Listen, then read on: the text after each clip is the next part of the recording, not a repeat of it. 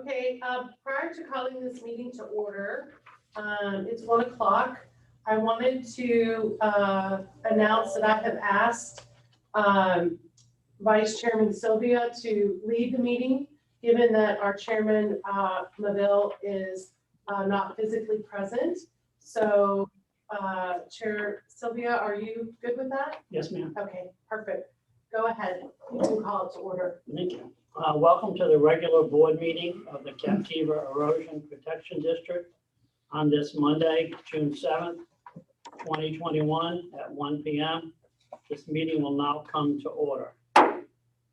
Do we have any commissioners requesting to appear remotely? Yes, Mike Mullins appearing remotely. Renee Maville appearing remotely. Great. Is there a motion to allow the commissioners to appear remotely?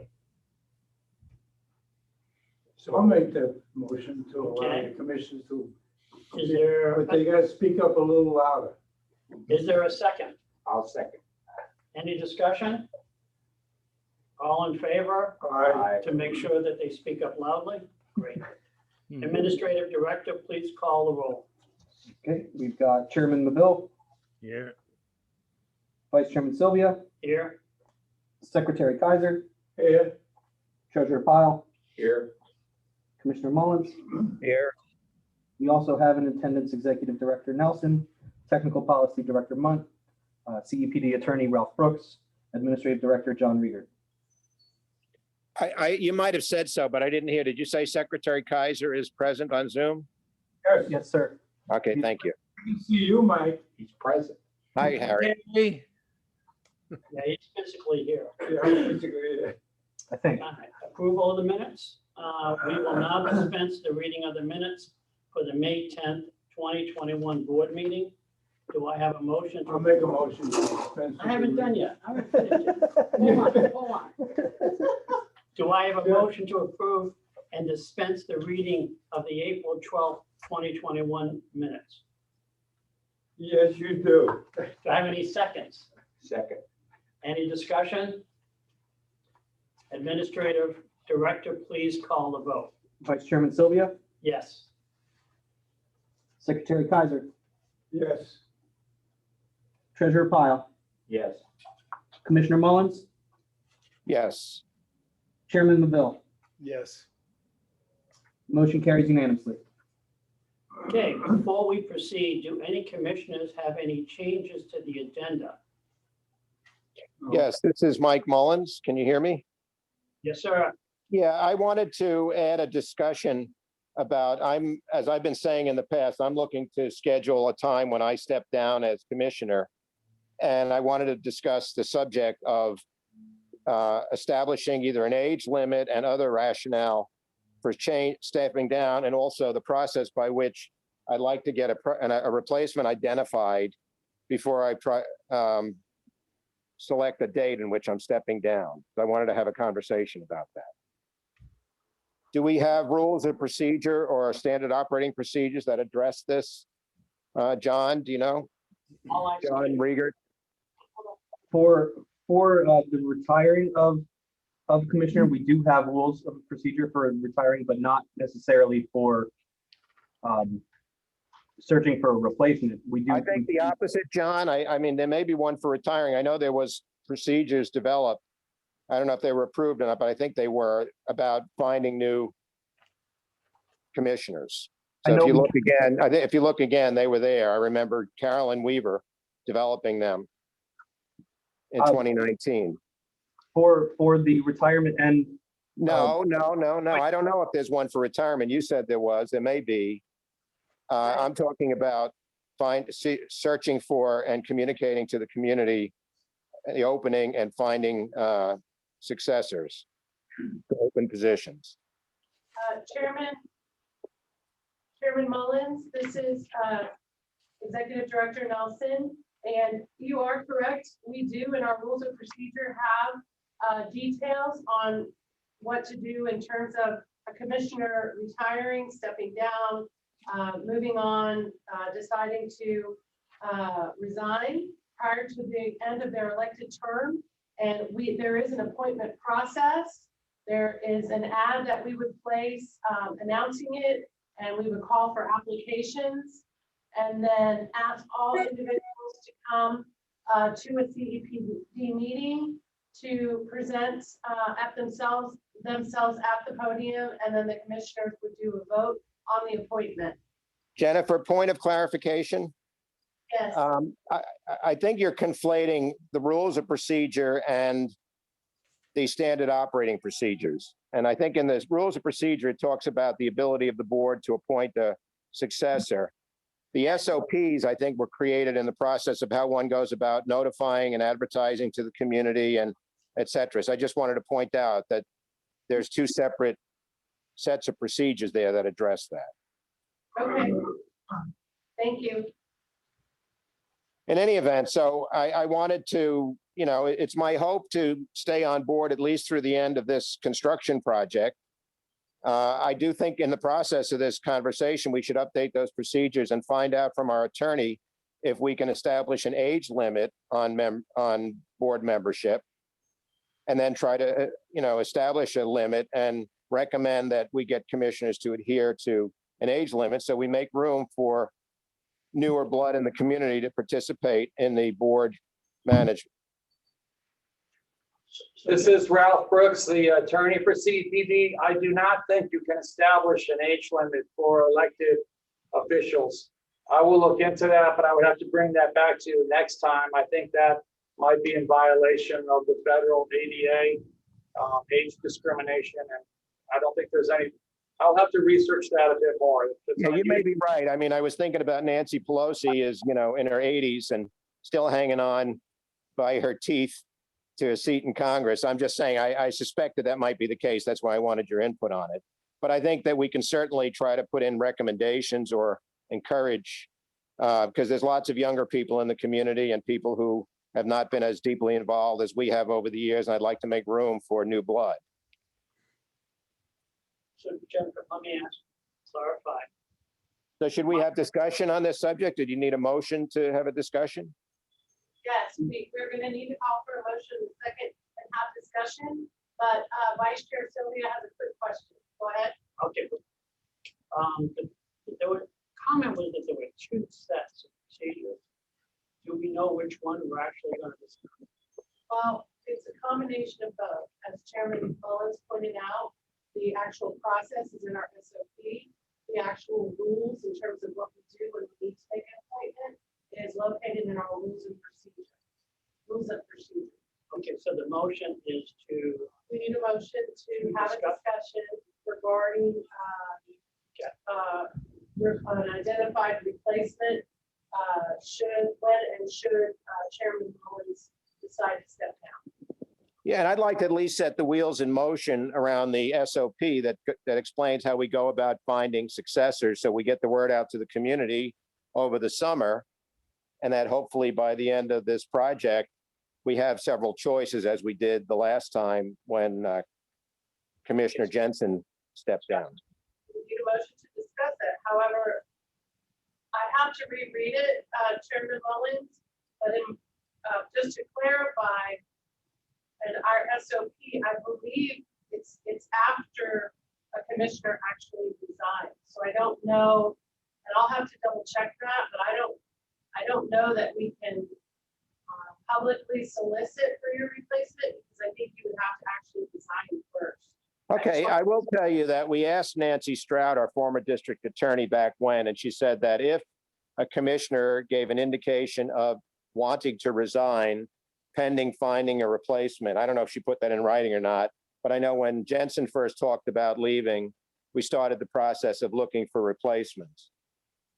And one of the subjects that came up is whether the departing commissioner can vote on the replacement before that commissioner has actually left. And again, I think she said yes. So Ralph, you might want to look into both of those elements, and then perhaps by the next meeting, we can start the wheels in motion. Because I think it's going to take some time. I think we want to get word out over the summer and give the community opportunity to get people involved who would like to be on the CPD in the future. Do we need a motion to discuss? this? Yes, can you call for the motion in a second? Can I have a motion to discuss this issue? I will make a motion to discuss the issue. Do I have a second? Richard, Second, you can do that, Molly? You can do that. Great, done deal. Discussion. So let me ask the first thing, Michael, are you particularly focused on your situation? well, I'm not just focused on my situation. I mean, honestly, I think that Harry has been around as long as I have. And I'm not going to, make his decision for him or press him, but I think that frankly, there's a lot going on, and I think it would be helpful. More and more people keep writing to me directly with questions about things. I think there's more interest in the community than there ever has been. So I'd like to start the wheels in motion regarding at least my position and Harry's, if Harry is willing. I think Harry said he was going to stay through the end of the project. Harry, do you have any particular thoughts on that? So my plans are, remember, I'm getting up there in age, and my wife is not doing too well. I plan to say after the project, and then I too, because Mike and I spoke, I will probably step down too at that time. But I don't, there's no sense in talking about it now because there's nothing that we can do. Mike's not gonna leave until after the project. And myself, I don't plan on leaving until after the project because I wanna, that's what I got on the board for to begin with, is for the beach. Because remember, in my early days, there was no beach out here and people didn't want a beach. What the locals now forget about is that, or don't even know about, that there was no beach out there. And we had very little activity. They didn't even want to hear about beach nourishment. In fact, our first project or the first referendum was voted down. And we went to bed that night thinking we had won. Well, we lost. But since that time, everything has been fine. And I think it's time for me to, I didn't want to take it away from Mike. But yes, I plan on leaving after the project is completed. Because it is, we have a beautiful beach now, and I really don't want to see it. Sure. I don't want to see anything change. Vice Chair Sylvia, may I ask a question? Yes, please. Thank you. So Chairman Mullins, I believe you're He elected is to. not a chair, but excuse me, but he's not chairman, Commissioner. Commissioner, Commissioner Mullins,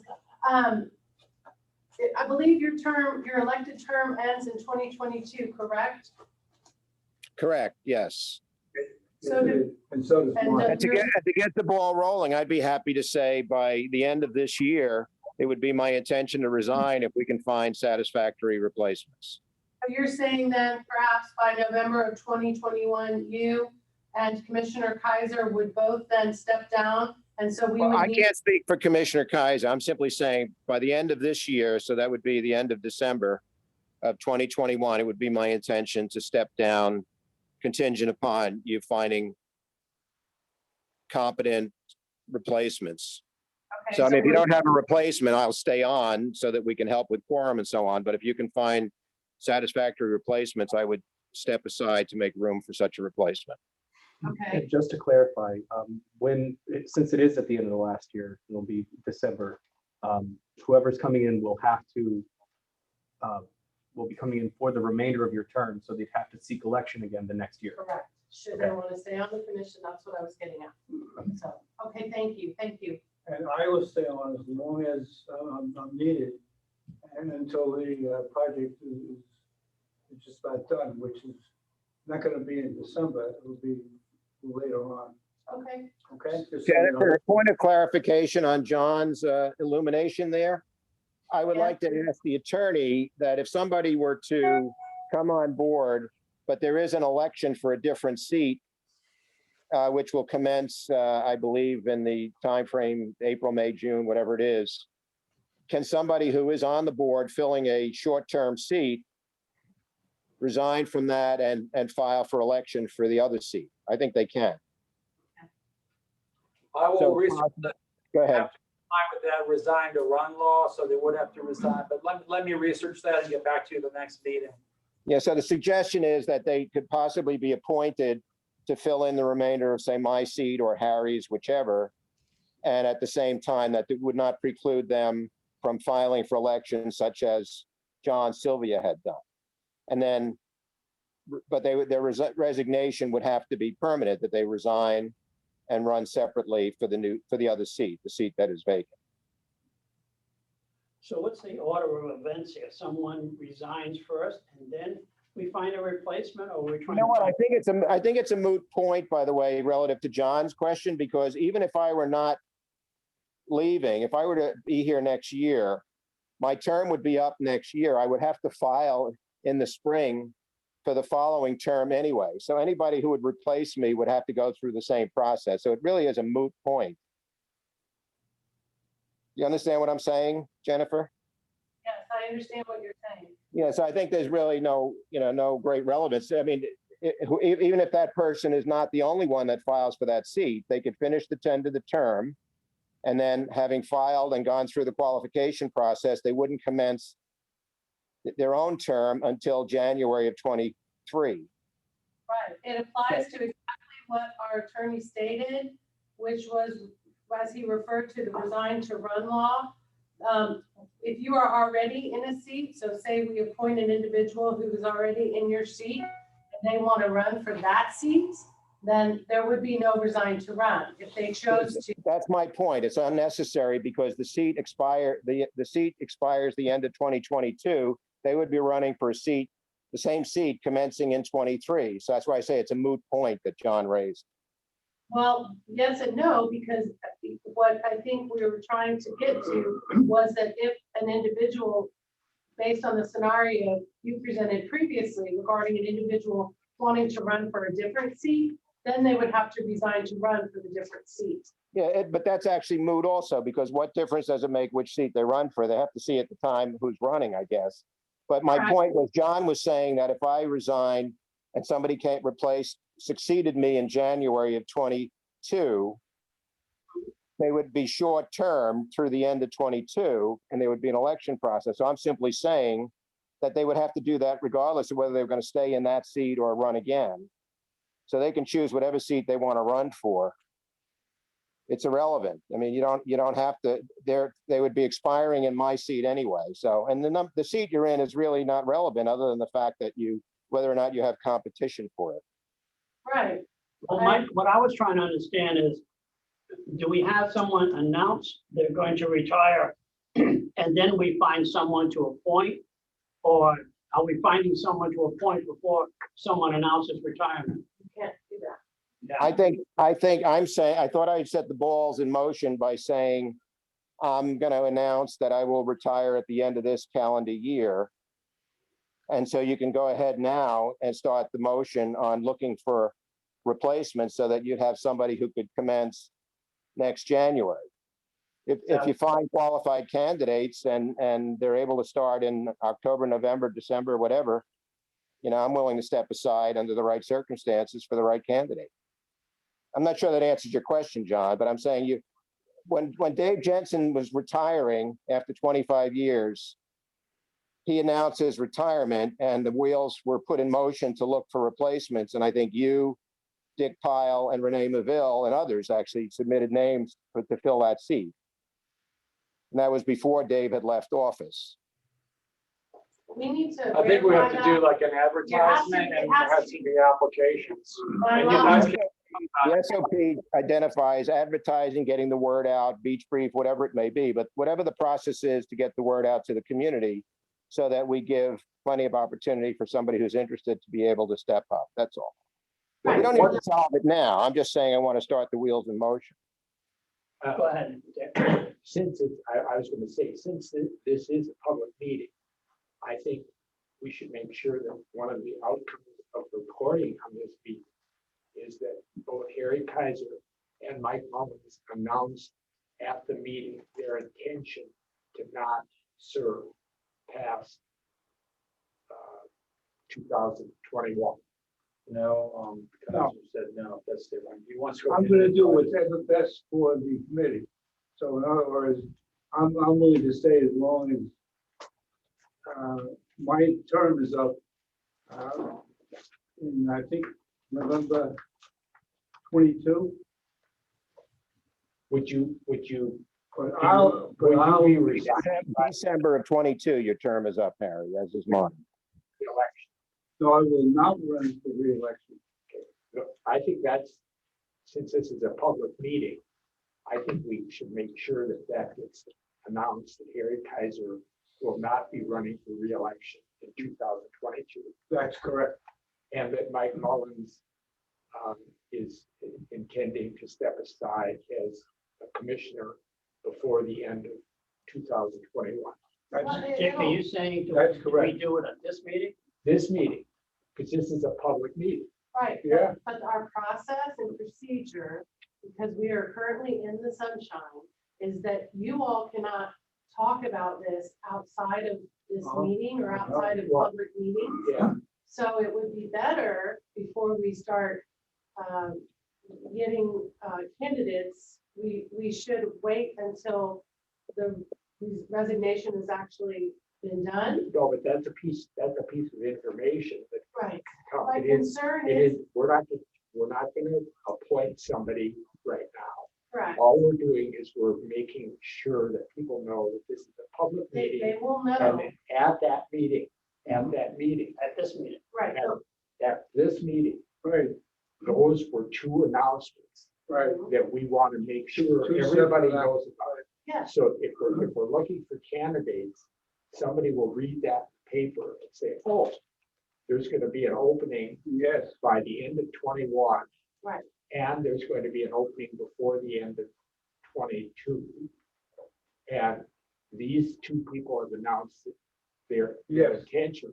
Mhm. And you can say there was discussion about what the procedure is going forward, but that's a piece of news. It is a piece of news, but we will not be taking applications until No, resignation I is know, officially no, done. Okay, no, it's against the law. I just don't.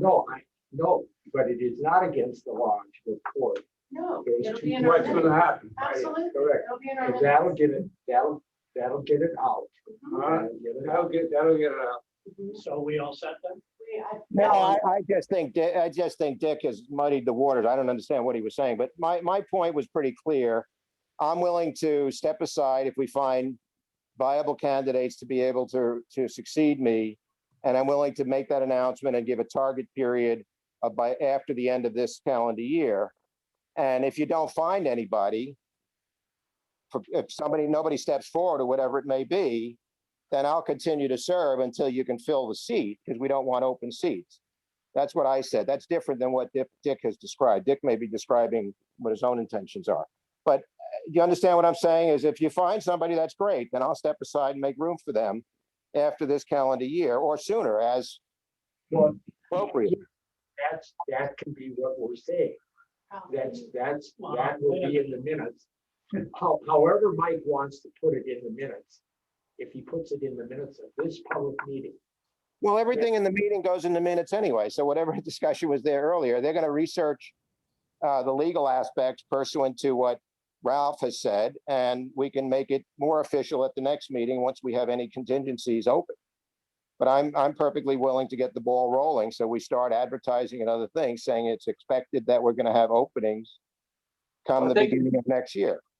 This is Ralph. I think the problem is we can't advertise until you actually resign. Right. So we're gonna research that and I'll get back to you in July on that, but you won't be able to advertise probably until you resign. But we can report It will those. be- pieces. You can say it's your intention to resign and Yes. that can go in a newspaper or something, but we can't do any formal We advertising. can do a press release announcing that if you like, but we can't do any formal advertisements until you actually resign. Mr. That's what it is. Acting Chairman, this is Renee. Renee, I have a question for all of you, and it is we're going in circles here. My question is very succinct, and it's probably directed to Attorney Brooks.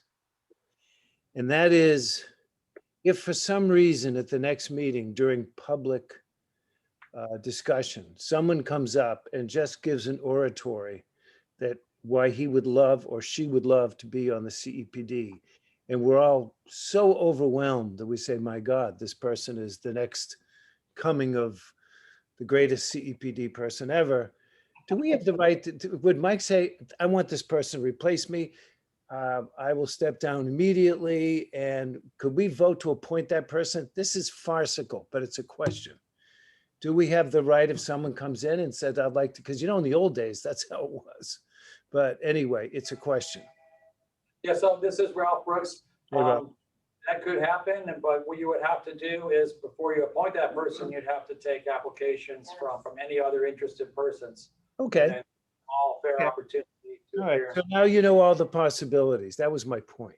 My point is, there'll be people, I'm sure word will get out in no time.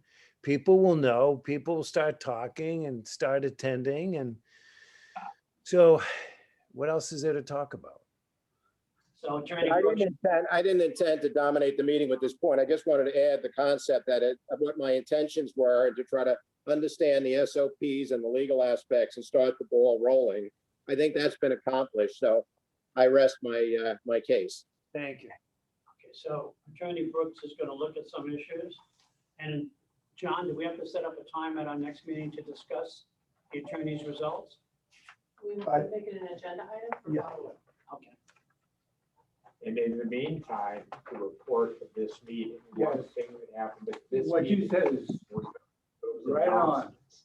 We're going to announce just an announcement. That's all it is.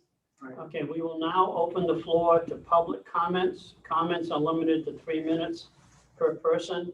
Anyone who is recognized to make a comment, please remember to state and spell your name for the record. Because you're the public comment, right? We have I don't one, know if Sandy wants to say anything. She's We- probably just here to listen. Oh, we have one member of the public via Zoom who would like to speak. Okay. Okay, Miss Carolyn Weaver, floor is yours. Thank you. For the record, my name is Carolyn Weaver, Carolyn Weaver. I am here today to request payment of my final invoice for $4,000. Back in December 2019, I was made an offer through email by then Chairman Michael Mullins. The offer was, quote, a month-to-month extension of the terms of my earlier agreement with HWA, unquote. That agreement states, quote, may terminate this agreement at any time upon the written request of the CEPD to remove Weaver from the CEPD engagement upon 14 days written notice, unquote.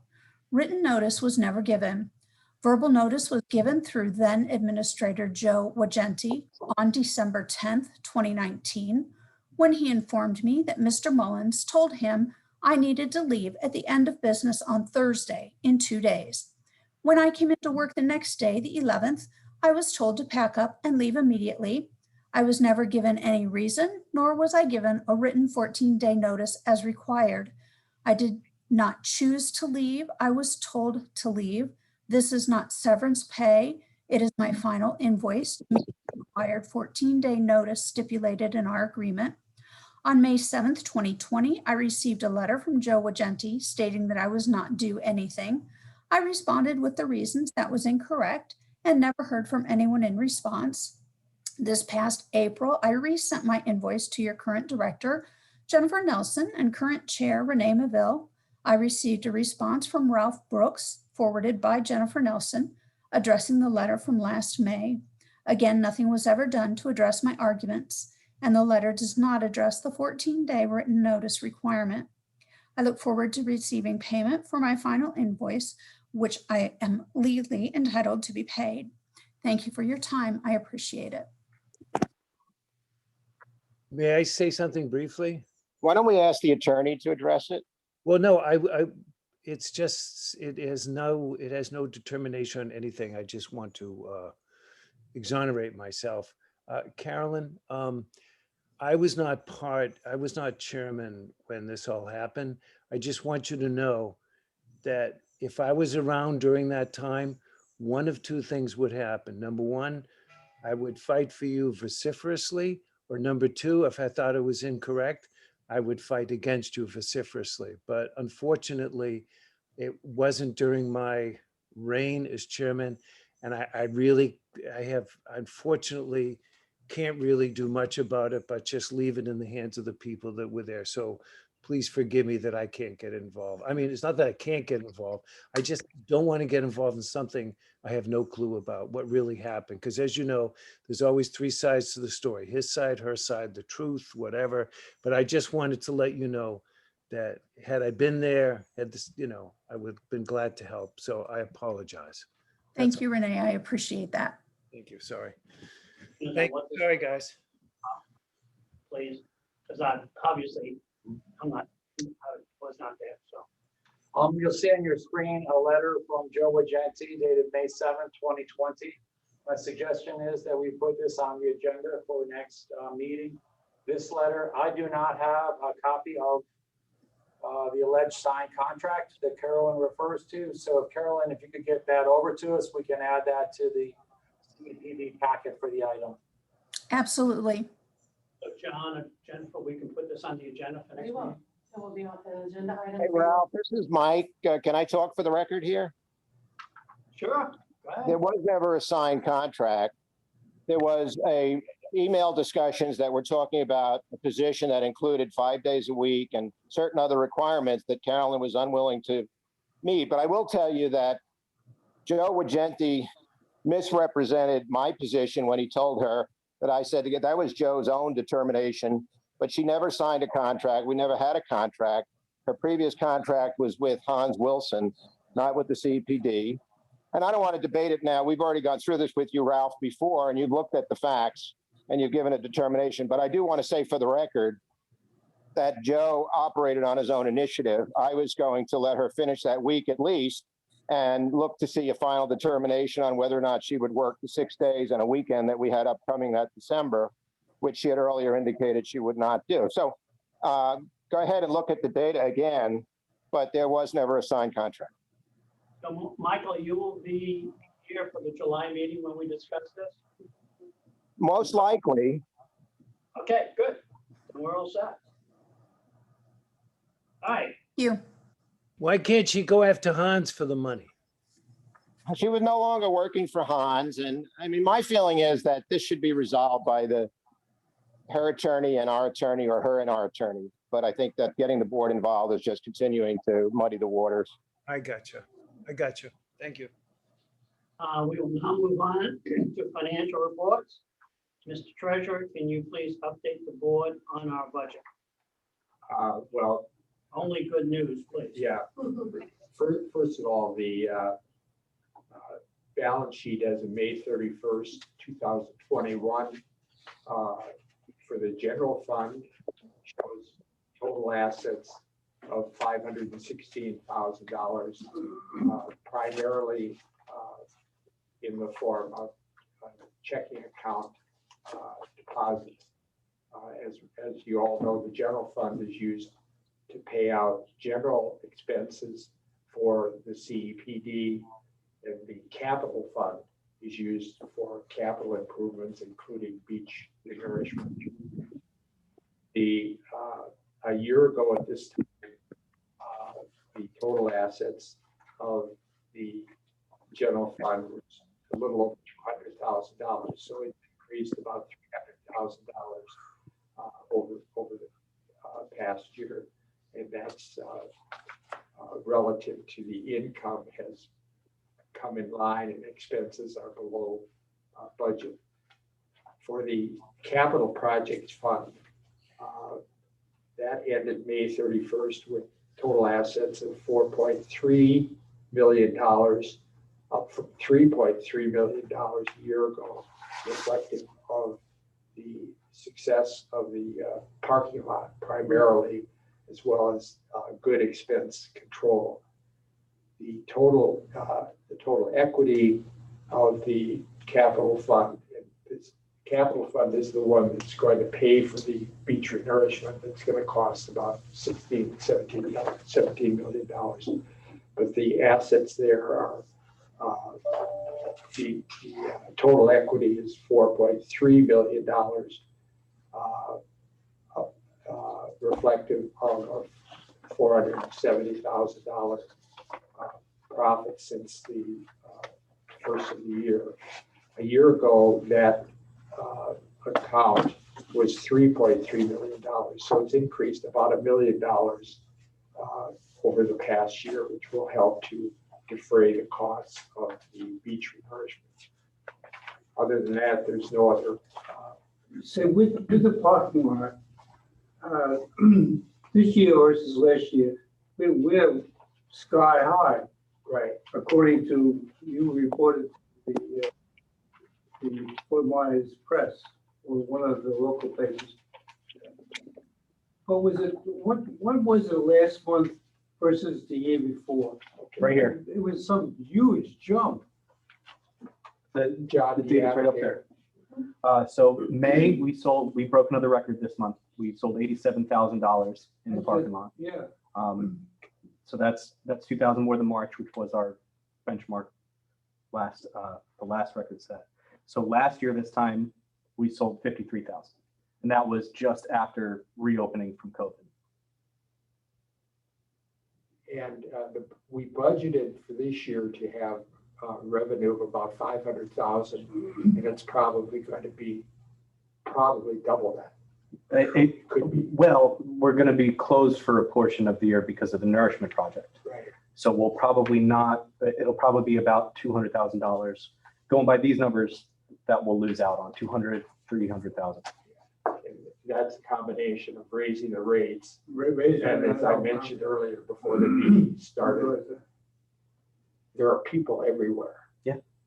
Oh yeah, this season is not going away. You know, previously we're used to tourist seasons where we have at least a few months of a lull, but I think Sandy can attest to it at the restaurants and the hotels. They're full and hurting for employees. Well, we still benefit from a lot of people trying to get away, Yeah, and some of the northern states are still sort of yeah. closed down. I think we might have that for another year or two at least. Yeah, the year-to-date, actual revenue was $520,000. $520,000 versus a year ago, 188,000. So Dick, do we have any concerns on the budget? No, We're doing okay. yeah, we're doing okay. And I think we're going to talk about the proposed budget for next year. Now, shortly? Shortly. Okay. All right, You know, before you go go on, ahead, sure. we all got to remember, in the early days, we used to get practically nothing for parking. And just that little meeting we had about putting in a fee, and before you know it, we've gone from $50,000 a year to whatever it is right now, 500,000 a year. 800,000. That's a lot. That's an awful lot of money. And my question is still, because I was a big proponent of the parking lot. With all of the money we have, hopefully we clean up the parking lot a little bit more. In other words, when the rainy season comes, that ripple effect of doing away with the holes. Well, yes, John, you may want to just address the things that are going on now in the Yeah, parking lot as far as our management, the things we've done, the expenses we've incurred. Yeah. To maintain that revenue. stream. right. Yeah, right. we have paid quite a bit. As you know, we're paying $7,300 a month for the porta potties. They're on Yeah, time every day. They do That's a great job not keeping hard. it clean. We've gone from hiring people like Soon Come Landscaping to fix it to our in-house employee Grady Scott. He just brings out bags of fill anytime they need it. So that took that cost down from $1,000 every time to his hourly wage Right. and a bag of dirt. And But can't we get pavers for the front of the parking it's lot? not, No, why? we don't own it. I mean, even the county's got to realize this, that There's nothing they can do about it because they don't own it either. We don't know that yet officially. Yeah, don't- let me don't- interrupt. Where are we with the discovery process, Jennifer, on who owns what and where? We've Deanna? put quite a few hours into it. Is that in your administrative report, or do you want to enlighten the board now as to where we are? I mean, I'm happy to enlighten everyone now. So Thank Ann and I have been following up with the county, the individual, the woman that was assigned to us to help by John Talmadge, unfortunately has been out of town and has communicated to us that we should have an answer by Friday, this Friday, I believe. So we'll keep everybody updated. And it's their title search. So they're trying to ascertain a title to see who actually owns the property, whether it's South Seas or the county. So until we do that, the county is a little less inclined, I think, to help us with some of those capital projects, because we need to see who owns the property first. Jennifer, this is Mike. I would like us at one point in the future, when we don't have the project in front of us and some other important financial decisions to resolve, to concentrate with a work session, on one of the Thursday sessions or 2 Thursday sessions, to go over the details and then have a plan that spells it all out. Because I think these random hits on it periodically are just confusing. And I'm not saying anybody is not entitled to ask the questions, but I think that there has to be a way to do a presentation of the whole package. And I know there's things outstanding from the county before we can do such a presentation. I just think that hitting it randomly is just not helpful to my mind. I agree, and we can certainly do that. Once we have all the information, which we're still in the information gathering stage. So once we have all that, absolutely, we can schedule a workshop. It's much more efficient. And I would also say, subsequent to us dealing with the important apportionment and the actual project details, which are foremost on our plan these days. Correct. Definitely a priority. Thank you.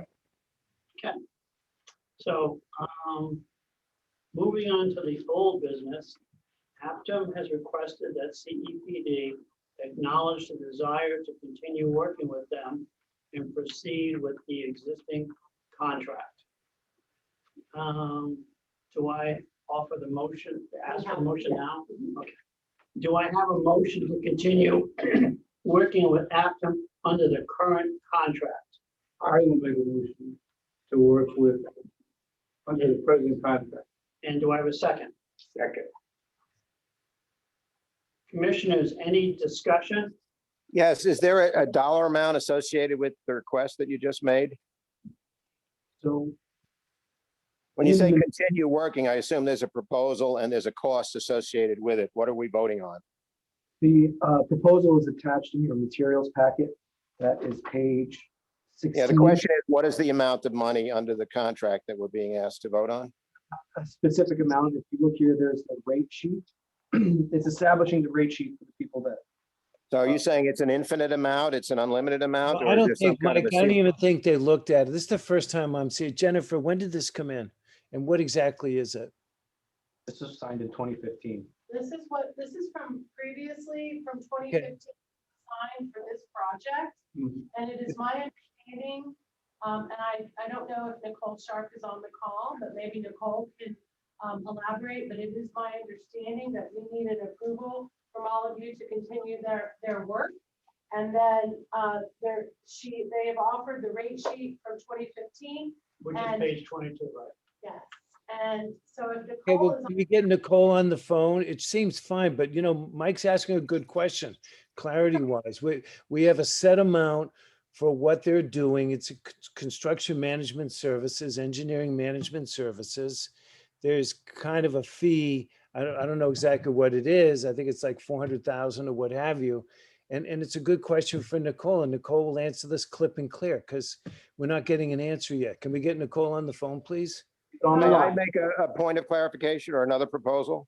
I'd like to amend this motion or close it and start again and say, authorize $50,000 between now and next month as a maximum, and then get all the specific details that the board would need to know what it's voting on before next month, rather than getting Nicole on the phone now. Well, she's attending that. She's on the phone. She's here.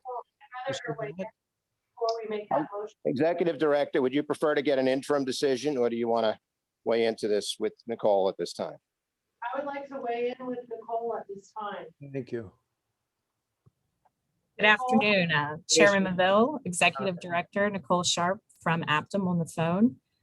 The reason we have our contract here today is both Jennifer, Dan, and John reached out. Our contract renews annually in October every year, and this is a master services agreement. So any proposal we give you contains the rates within this document, and then we bring you a proposal with a set dollar amount. So this allows us to give you the proposals for every task that you like, that you go in and vote on for here on out in the project. So it has a clause that says both parties have to mutually agree on the contract extension, and that's what's being brought forth today. So Aptum is wanting to move forward with continuing working with the CEPD, and both Jennifer and Dan suggested that we get board approval to make sure everything is set on the CEPD side.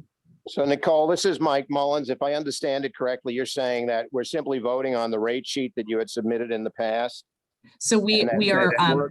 Let me finish. So that work that gets done in the interim until specific projects are identified or whatever is authorized pursuant to that worksheet. Is that what is being requested here?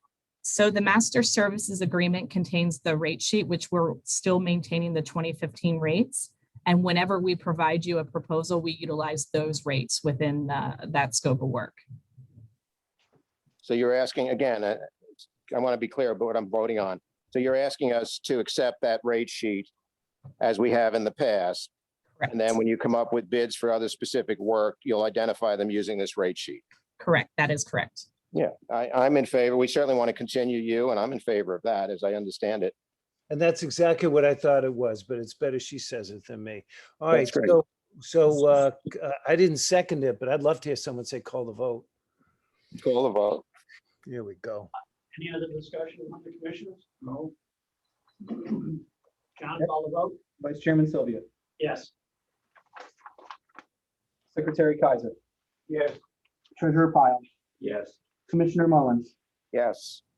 and Chairman Maville. Yes. Motion carries unanimously. Well, that was easy enough. I'll take it. Hey, Chairman Maville, a point of clarification. The authority or the right to call the vote goes with the person who makes the motion, not the person who seconds it. Thank you. I thought it was a person who seconded. No. Our rules of procedure say that privilege belongs to the person who makes the motion. Well, thank you. Now I know. I thought it was, all right, good. Thank you very much. Thank you. Okay, so under Sanibel cost share discussion, There is the none. next item is the Sanibel cost share discussion. Executive Director Nelson, could you please lead the discussion? Thank you, absolutely. So at our last meeting. I do a good job of reading this. Yes, I did. Well, we do a good job of writing it, right? Thank you for following the script there, Vice Chairman Sylvia. So I wanted to give a quick update. As you know, Commissioner Mullins and I have been talking about cost share with the county and with the state. And we'll get into a little bit more detail of what we learned in our workshop last week from the state. But particularly, some of the questions that were asked of me to find out is, will we get a higher percentage from the state and the county if Sanibel is involved in our project? And the answer, of course, is yes.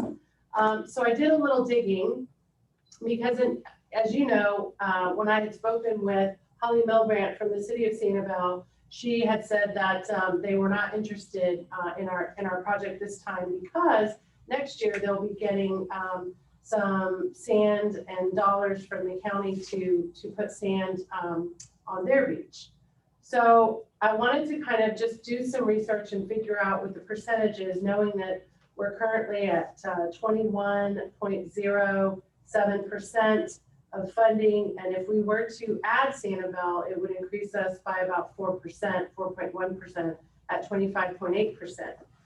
If you look at our current spreadsheet where we talk about the project and where we have input the information regarding the cost, what I want everyone to be aware of is that the cost, if our cost, for example, stays the same as it is in the spreadsheet, which I think currently we have it at 18 million, we receive for every $1 million of additional cost, we receive an additional $50,000. So why is that important? And the reason that that's important to know is because the key in all of this is understanding, well, if Sanibel signed on with us and they did want to be part of this project, how much sand would they need? So we researched the Blind Pass Inlet Management Plan from the FDP, which according to that, approximately 21,000 cubic yards of sand is what they recommend for Sanibel annually. What? Yeah, annually. And so if you were to say, take that 21,000 cubic yards, multiply it times the $16 we're getting, we are receiving from Great Lakes, that would bring that expense to $336,000. So initially I thought, well, maybe we offer Sanibel, the sand, because if you do the cost benefit and you see that, at the current expenses, we would get an additional $800,000, and you look at that return on investment, that's still pretty good. However, if it's more than 21,000, say 42,000 or 80,000 cubic yards, then it doesn't make sense for us financially to give them the sand. So I just wanted to kind of sort of circle back on that conversation. As Commissioner Mullins and I explained in the May meeting, we did have a meeting with Chairman Ruane from the Lee County Commission to talk with him about cost share efforts and see if there was any way to increase the cost share. And again, it goes to recreational usage and beach access points. Jennifer, this is Mike. Hold on, Mike. Wait, could you reiterate the point of diminishing returns, Jennifer? Why am I staring at the old? Why are we still looking at the Aptam's spreadsheet? I thought because you were talking about the costs and everything. Either can we take it off, please, or put the correct thing on, please? Can we stay on point, which is the Sanibel project? Jennifer, what is the point of diminishing returns as to how much sand do they get for free that doesn't cost us anything? Well, if they were to say where we would break even, is that what you're looking for? A break even point, you mean? Yeah, you said there was a number which would be good for us and good for them. Then there's a number at which if we give 80,000 cubic yards, we would lose whatever the number is. I'm saying, is there a specific point of diminishing returns so that we could say to Sanibel, we can give you 60,000 cubic yards and whatever it is, it's free. I see what you're saying. So if you're looking at just the sand, Mike, if you're looking at just the price, whatever the whole thing is, whatever the cost is there a point of diminishing returns as to a size of anyway, how much sand can we give them and it's not going to cost us anything and it's not going to cost them anything? That's what I was asking. I would have to look at that number in total because all I did this based on was the price of sand. Yeah. And so if they need 21,000 cubic yards of sand per the FDEP, what their document stated, then just the price of sand would be $336,000. With Sanibel signing on at our current $18 million expense rate, we would stand to receive an additional $800,000. So if 21,000 was the magic number of sand, and that's just for the cost of sand, obviously that's a good return because we benefit by giving them sand. So let me rephrase my question. Could you, not off the top of your head, but could you just do the analysis and find out what that sweet spot is, which is both beneficial to Sanibel and to us, but take into account not just the cost of sand, but any other costs that they might incur, so that they're in as good a position as they would be getting sand free from Lee County? Yes, absolutely. Happy to do that. There's one more factor. Are you not factoring in the point that they would have to mobilize on the Sanibel side? It's probably going to be a charge for that. They have to put the sand on. It's just not, is it just the cost? Right, that's why we said not just the cost of sand, but design, economic analysis, the project, whatever it is, asking a bid from the Great Lakes. And she needs to come back to us and tell us what that number is and then present that to Sanibel, all in. Yes, I'm happy to do that very detailed research, but I wanted to give, for the purpose of this discussion, I wanted to give you this sort of methodology or this thinking because it might behoove us, depending on the amount of sand and the cost, to give Sanibel the sand. And, you know, that would, then I know they have a deal with the county for next year, but, you know, maybe then that would allow the county to give them less as well next year. So I just wanted to. This is Mike again. I appreciate that you're going the last mile. We're going the last mile to give them every opportunity to get free sand and a benefit to everybody, including us, and protecting the road and so on. So if you can find out what that sweet spot is and go back to them and say, it's not going to cost you anything, here's what needs to be done. Are you interested? And get a definitive answer once they know it's free. Yes, I would be happy to do that, because again, I think, you know, we show very great partnership with our neighbors and as well as with the county by trying to help everybody out with this project. And I commend you for going that last mile. Jennifer, is this something that you might have data for July meeting? Oh, yeah, I could probably get it together before then. John, Send you it can out. get it on the agenda for July. Follow-up item, we'll do that as a follow-up. Already item. written down. Thank you, John. Sounds good. Okay. I have a question. yes, please. Is, our project is starting right now. Our This, pro- this discussion has to do with giving them some sand down the road For this project, For this project, giving Correct. them sand. correct. So, but we haven't heard back from anybody as far as what the total cost of giving them sand would be. Is that right? Correct, and we don't know that yet, but I will work to figure that out. I think you'll learn more when Dan does his timeline update, because we just received a best case and worst case scenario timeline from the dredgers. So I think we will have time to, if your concern is we're not gonna have time to get that figured out before the project starts, I think we will. That was my question. Yeah, 'cause I because can if we're work- waiting until July, the July meeting I to understand. decide, is that gonna affect the timing of the project at all? I don't think so, but when we get to Dan's portion, and then either way, I'm gonna get this information. And So we send may it out. have to make a decision sooner. Correct, and we'll talk about that in just a moment, Mr. Pyle. We're gonna talk about Okay. potential. Jennifer, this is Mike Mullins again, and I apologize. I'm not hearing everybody very well. I'm not hearing Dick very well at all. But with all due respect, if you might want to ask Aptum if they could go to the dredger and ask them to quote all in what it takes to put in and have a diminishing scale, 50,000 cubic yards, whatever's a reasonable sliding scale, to the point where it's within worthwhile for us and beneficial to Sanibel, and they would have to bid what other costs are involved, because they're going to have to run another in-line pipe onto Sanibel. There's other work, mobilization, as Renee said, et cetera. Maybe they're willing to bid, and I would think Nicole could tell us whether it would be reasonable to ask them to bid on that or to give us a quote.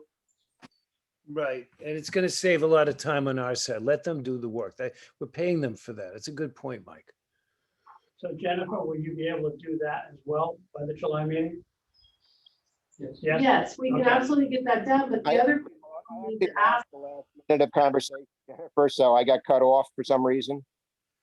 Did you understand my question? Yes.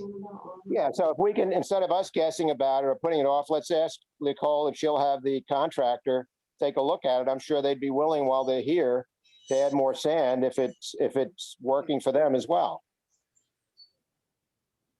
That's all I'm saying. From Nicole today? Been very light on the other side. Yeah, that's what I heard. There's a, Yeah. No, I can't either. Mike Mike's, it was Yeah. Renee. or Renee, okay. One of the other things we need to also ask the question, probably to Steve Patel at the county. The county's gonna dredge Blind Pass anyway next year, and whatever we do, we don't want to be a burden. We don't want to be a burden to the county by this either. We want to make sure that we're a good partner and a good collaborator. So I can also reach out to Steve Patel, although I think he's on this meeting. And Steve, if you want to answer that question quickly, that would be helpful. If not, I can certainly reach out to you later. Jennifer, just a reminder, when we had the meeting with Chairman Ruane, he said very clearly, he thinks, more sand at this price, if doable, would be much more beneficial because it would last longer on Sanibel side, et cetera. So, I mean, if Steve has a different perspective, I'd love to hear it. Steve, are you available? It's on. He's on. Can you unmute him? Oh, there he is. Can you hear me? Hi, I Steve. hear you, Steve. Yeah. So I think I heard a couple different things there. My comment about the value of the sand was really more so from, you know, if I'm looking at Captiva, but I think the approach that you just discussed about needing an all-in price on Sanibel is exactly the information you're going to need.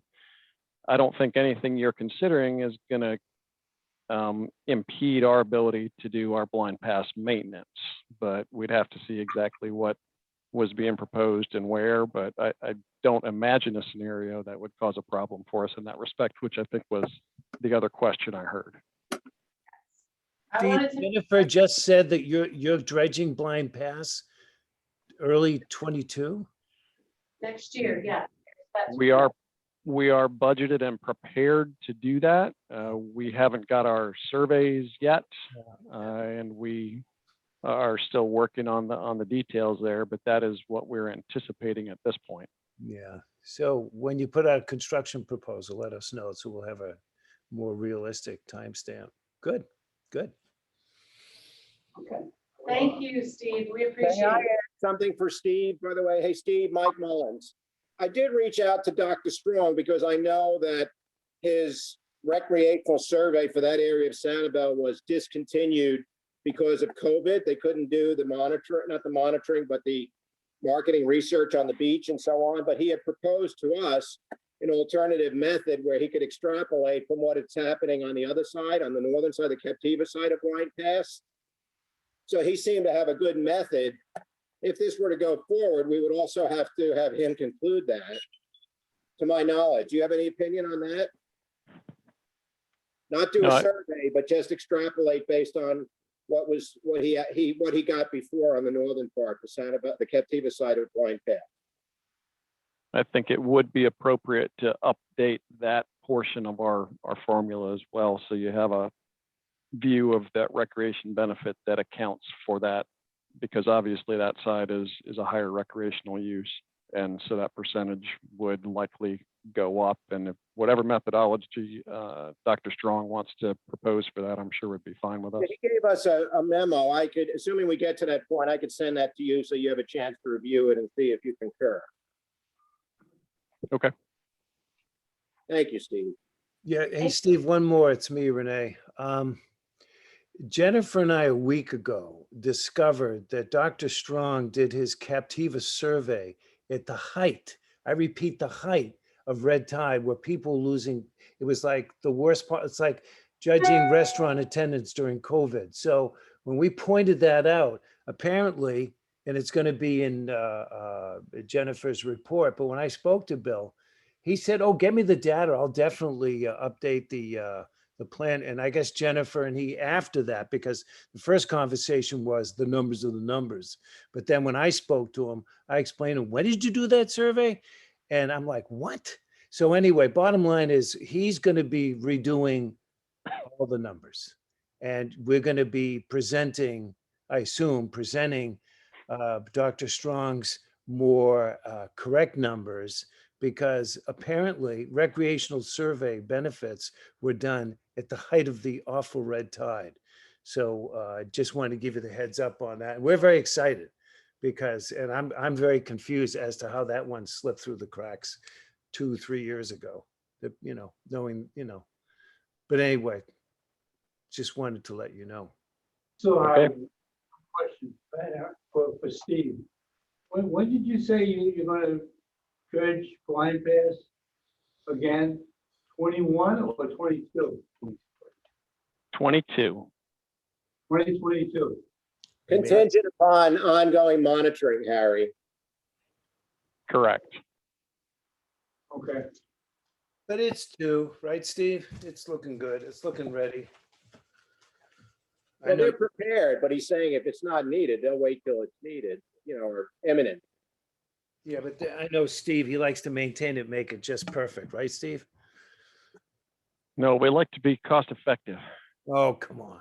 Yeah, push the cost effective. Moving on to new Quote him, Renee, then put words in his mouth. I do it all the time.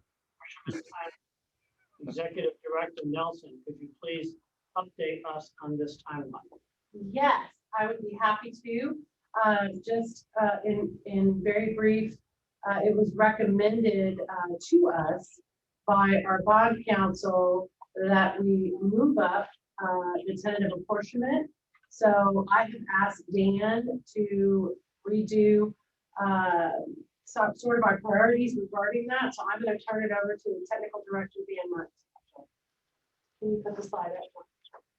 Okay, so first I'd like to talk about the project timeline because it kind of leads into this discussion as well.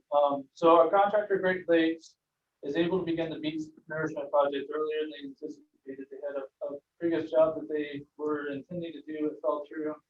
So now they're able to move forward. They still have to comply with all the time restrictions such as sea turtles and all that.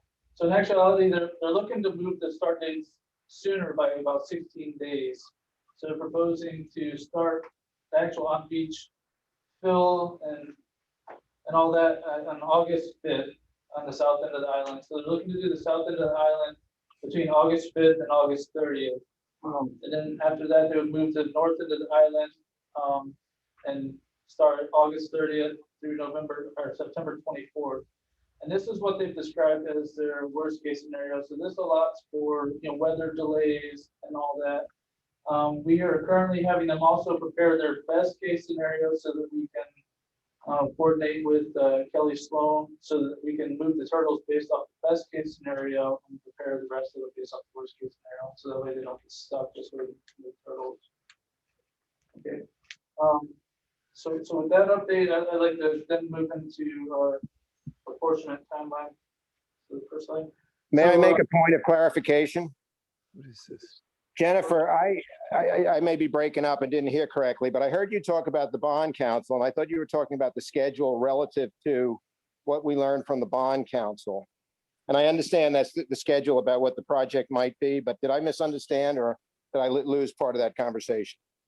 No, sir, I backed it up to talk about the project timeline so that I can move into the recommendation from our bond council, which is where I'm currently at right now is Mark Raymond has suggested that he would like us to select our tentative apportionment, have our apportionment hearing no later than the July 12th meeting. So with the understanding that many of the commissioners are going to be out of town for that meeting, what we would like to do is propose a special meeting to be held, say, on June 28th, so that we can hear the objections by all the parties for our tentative apportionment. So again, another point of clarification. My understanding is that we would have a quorum for the July meeting. I was asked to attend that meeting and come down for that. I did not plan to come down for June 28th. I'm just curious, our attorney is there. Could we hold this meeting that is being explained by Daniel when we don't have a quorum? I think we have to have a quorum for that meeting. So Mike, just to Actually, all persons, is it all persons present, I believe, correct. not just a quorum. So the remaining commissioners just got recently, John, their schedule for the summer. And it looks like all of you will be not available out of town for the July meeting. Yeah, everybody except for Mr. Pilot. Except for Mr. I Pyle. don't think I'm here now. No, I mean, I don't think anyone's here in July. So, Excuse me, for the record, I said I would come down, so I booked a flight if I'm needed to make quorum, just to be clear about what I've said. yes, July what? correct, but the problem is, Mike, July 5, 12. unless you, well, you, of course, Maybe. and two There's too other- many people talking at once. I'm sorry, Jennifer, I can't understand you. Say it again, please. So, the only person I have coming to the July meeting now is you. The rest of the commissioners have communicated recently that they are not available. So what we would like to do is move the meeting up, or move the special meeting up to talk about the apportionment piece on June 28th. You would not need to fly in then because these commissioners who are all leaving July 1st will be here on the 28th. What date did I put down? For 28th or 29th? Hold on. Because that's the dates I go back to. Well, first looking at it, Ralph, I believe it just said that all commissioners. It's 100% present. I will look to see. Okay. I know we have to have a unanimous vote, You have to have a unanimous. but I vote, think but as long as it's there's a physical quorum here, form. yeah. Yes, you have to have a form in physical presence. Thank you. Hold on, I don't. The have- 28th is a Monday. Yes, May I also say that Mark Raymond did not say we needed to have a meeting in July or June or July. He said that we needed to have approved the tentative apportionment and hold a public hearing before the project could be paid for, essentially, for parts of the project be paid for. So it's possible that this meeting could occur in early August. I'm just postulating that possibility. But Mark didn't specifically say July because he didn't know what our schedules were. He just said, you cannot go ahead and pay for the project if you haven't approved all the statutory requirements, which included a tentative apportionment and a hearing for the same. You can go back and check the Zoom recording on that one, Dan, but that's what I recall from that meeting. it was I my, think he needs it for the financing. that's what it is. We have to have this For the bank. decided. If you recall, Mike, he said, I don't know if you were on that call yet when Ralph and I were meeting with him, but Mr. Raymond said that he needed the tentative apportionment decided prior to getting approval for the financing, because the bank would need to know how we intend on paying them back. So that's why we had to have the tentative decided by July so that we could get the financing secured for the bond loan. Well, we could secure, I mean, again, I'm hypothesizing here, but we could get the financing secured in August, for example, and we still have sufficient money to start the project, I guess. Is that what the cash flow shows? I don't know all the details, but that's my understanding is we do need to secure the financing at some point. I'm not sure what our cash flow planning, what does the treasurer say we need and when? I know we said we want to borrow the full 18 million. We have money to get started. I'm just curious as to when do we need to have the financing kick in? You're saying in July? Yeah, according to Mr. Raymond, he was, because remember, we got the rate extended. No, I Yeah. understand that. I understand that the bank requires us to have this statutory requirement met before they will engage in the financing. Yes, so it was my understanding from Mark Raymond, and Ralph, feel free to fit in on this, but it was my understanding we had to have tentative decided by July. And then remember, we still have to get, once we do that, the letter has to be out within 10 days. 10 before that. days. We have to notice the public hearing, all of that. So that's why we thought we would, definitely have time to do that by June 28th. We need a physical form present, but all of you are able to vote. You need all of your votes, but we just Well, it have makes sense to try to do it sooner than later anyway, but let me ask you a question. Do you have quorum for June 28th? Yes, Do you- according do you- to all of your schedules, Right, for example, Mr. Kaiser, Doesn't leave you're till the not 1st. leaving until June 30th. So if we do it on the 28th, it's 2 days before you leave. right, that's fine. Now, Chairman Sylvia you will not be available for the July meeting. No, not at all. So then, yes, Mike, I would need one of you to come, or we can't have it because he won't be You available. said July. You said said July. July. 28th. Or June 28th, you'll be there. Yeah, June 28th is fine. Okay, July's out. yes, Yeah. June 28th, I'm good with the quorum. So you're going to call a special meeting, Yes, okay, and we need to put notice out on that. ASAP, right?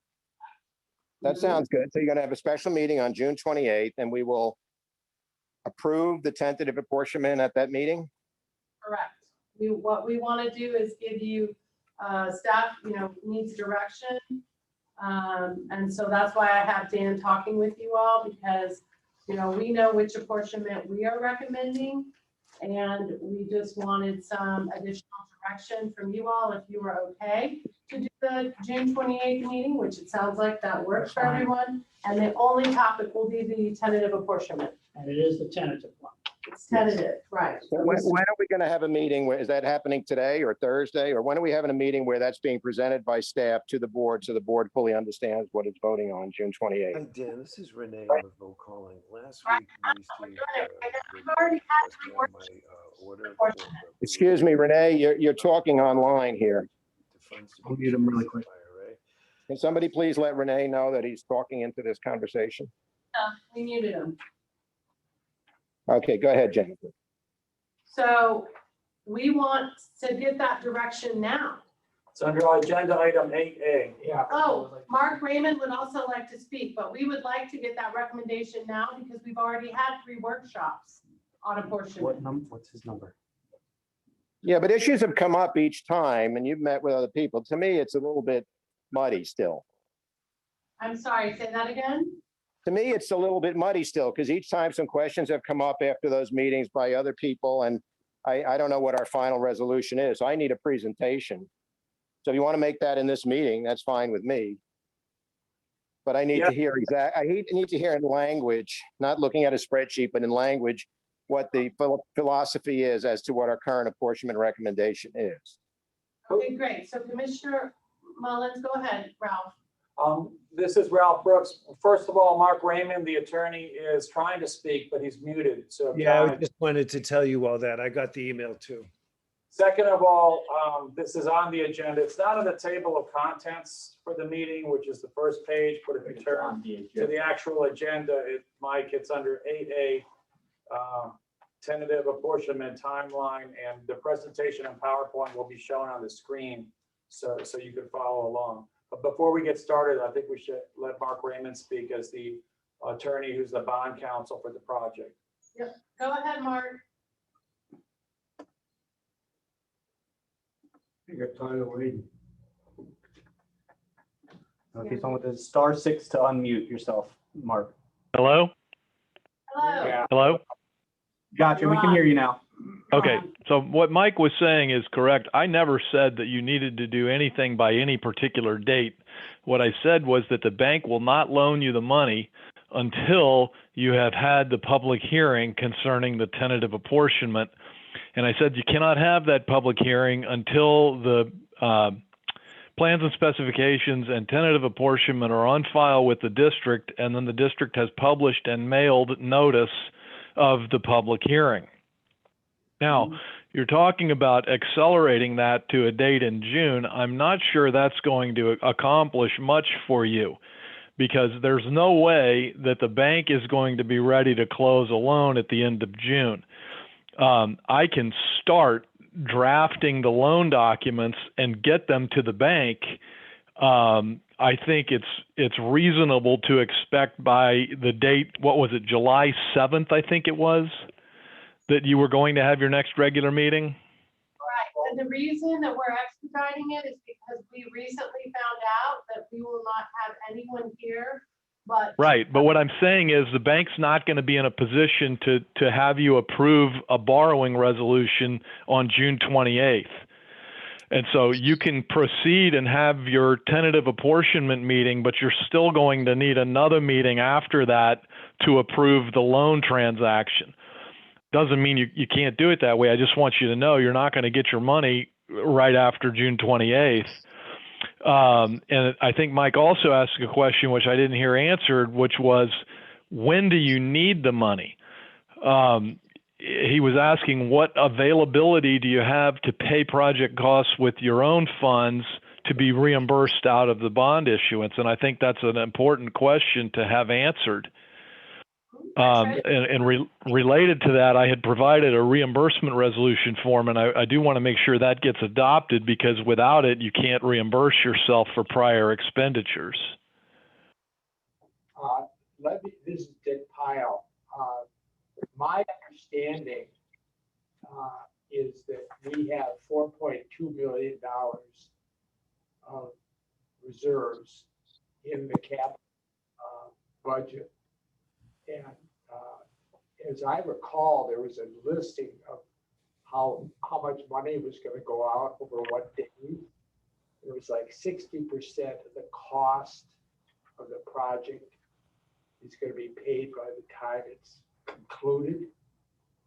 that sound right? Yes. Jennifer, So, I can't hear Dick at all, so you might want to repeat what he's saying if it's relevant.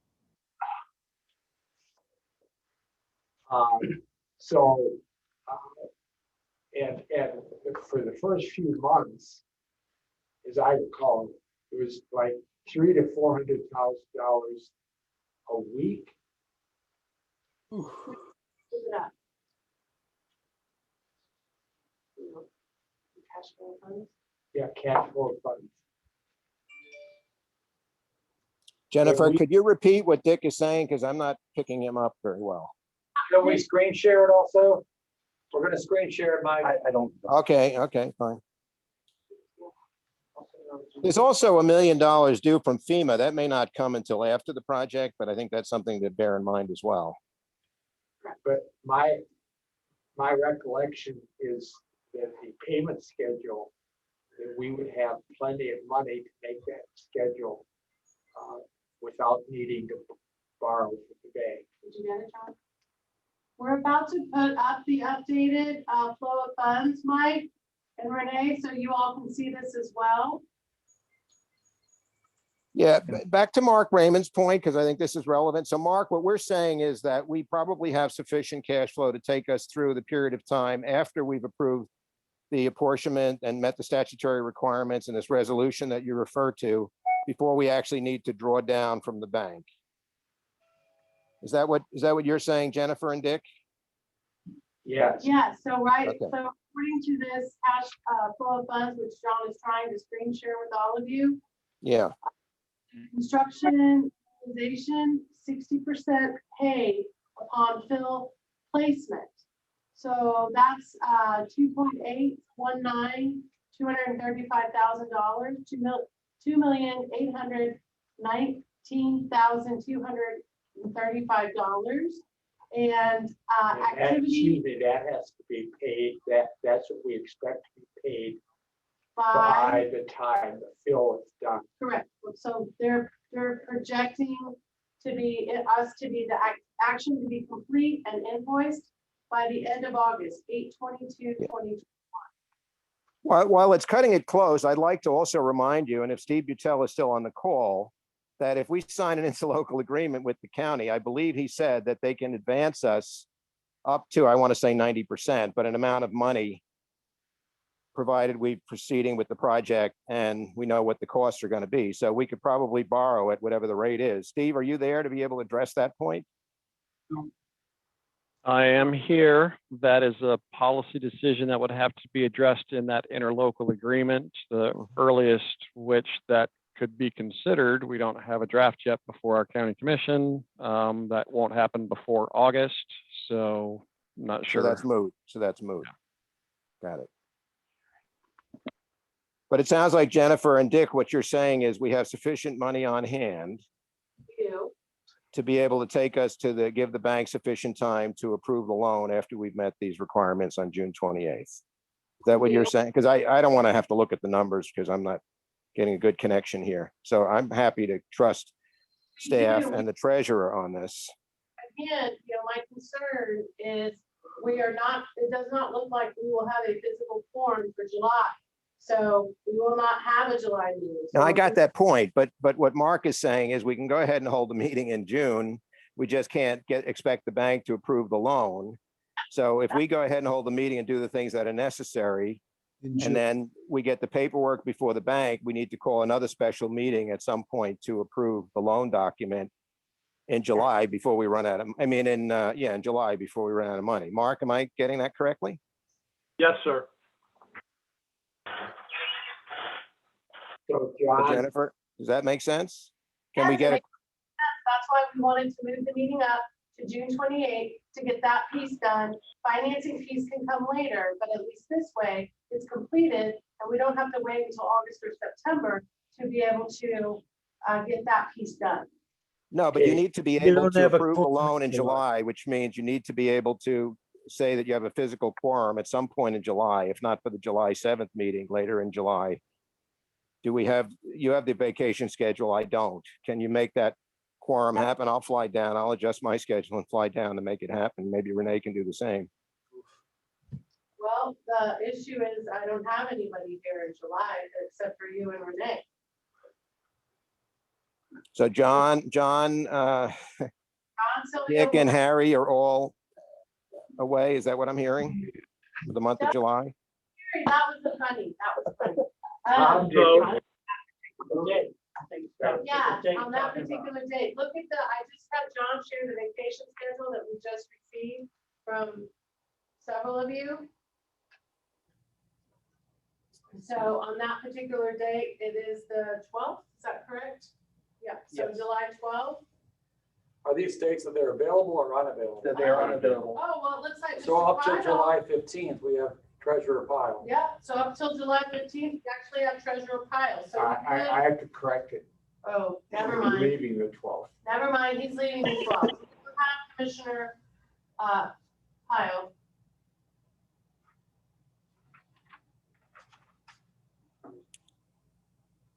So what's the conclusion, Jennifer? I'm having a little trouble hearing. Hold on, let Mr. that Pyle payment- finish his thought. That on the- payment, John, if you This could is all take us back to that flow of funds. Mr. Powell's asking for us to share the flow of funds sheet again. I just wanted to point out there in the middle of that page, it said construction mobilization. And that's supposed to be done by August 22nd. So by August 22nd, we have to have $2.8 million available, and we will. And I'm guessing Mr. Raymond. Okay, but sometime after that, Dick, we have to be able to approve the loan documents. I guess the question is, when can we have a quorum for the board to be able to approve the loan document that Mark Raymond is negotiating and that will have the apportionment and other statutory requirements in place for? Correct.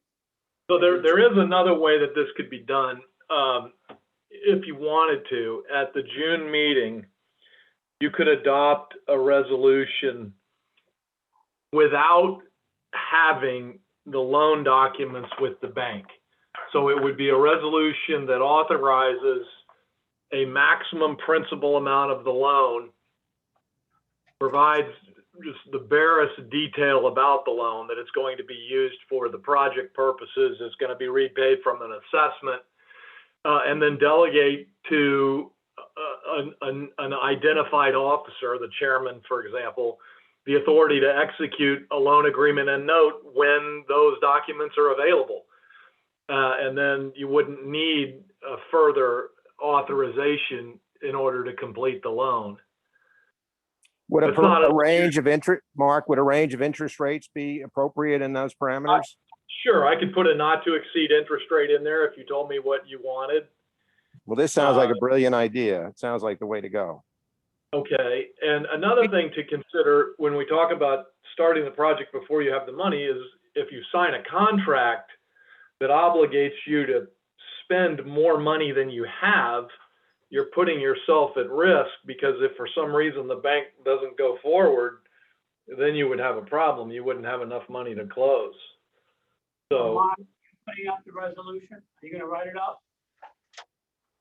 I think we've already done that, though. Have we signed the contract, Jennifer?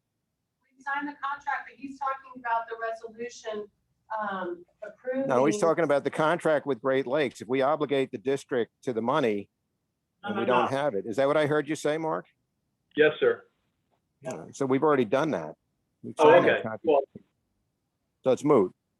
yeah. So I'll get a loan resolution ready, and you can do both of these things at your meeting on the 28th. Now, that all assumes that you have the project plans and specs and tentative apportionment, and that you have mailed and published as required by the statute at least 10 days before that meeting. Yeah, that's our plan. By the 18th of June, people will have the letter. Has to be 10 days before the meeting, Yep. yes. 10 days before the public hearing. Is that the same as the June 28th meeting? Yes, sir. Okay. It has to be mailed 10 days before, but it has to be published, and that means appear in the newspaper 10 days before. And I don't know what the publication requirements lead time are over there. Yeah. We have sufficient time if we move quickly on it. Well, and I I mean, in theory, we could move the meeting to July if Mr. Pyle, if you're not gonna be leaving until the 12th, we could Let's do it do, it's better than 28th because they'll get the bank moving along. 28th, okay, all right. And then if you need another meeting in July, sometime before the 12th.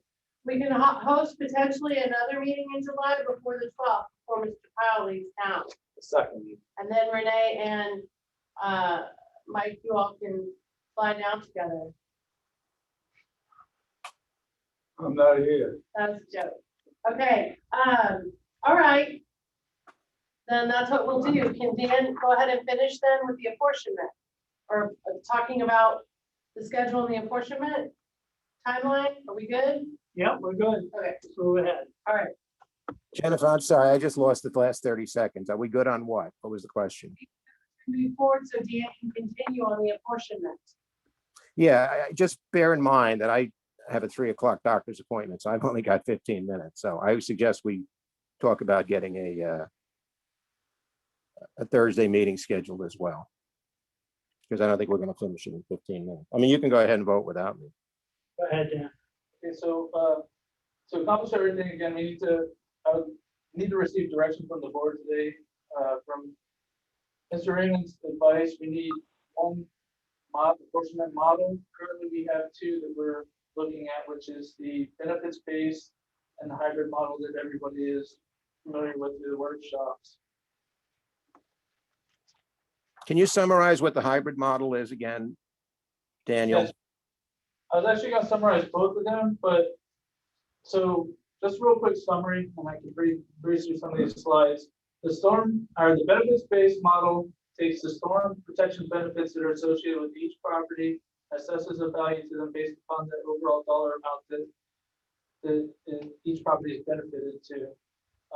Conversely, the recreation portion of it was come to a decision by the survey performed by Dr. Strong based upon the willingness to pay for the recreational value of the beach.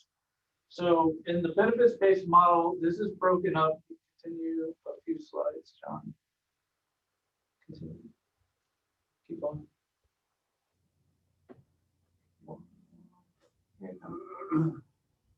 Keep recreation. One more.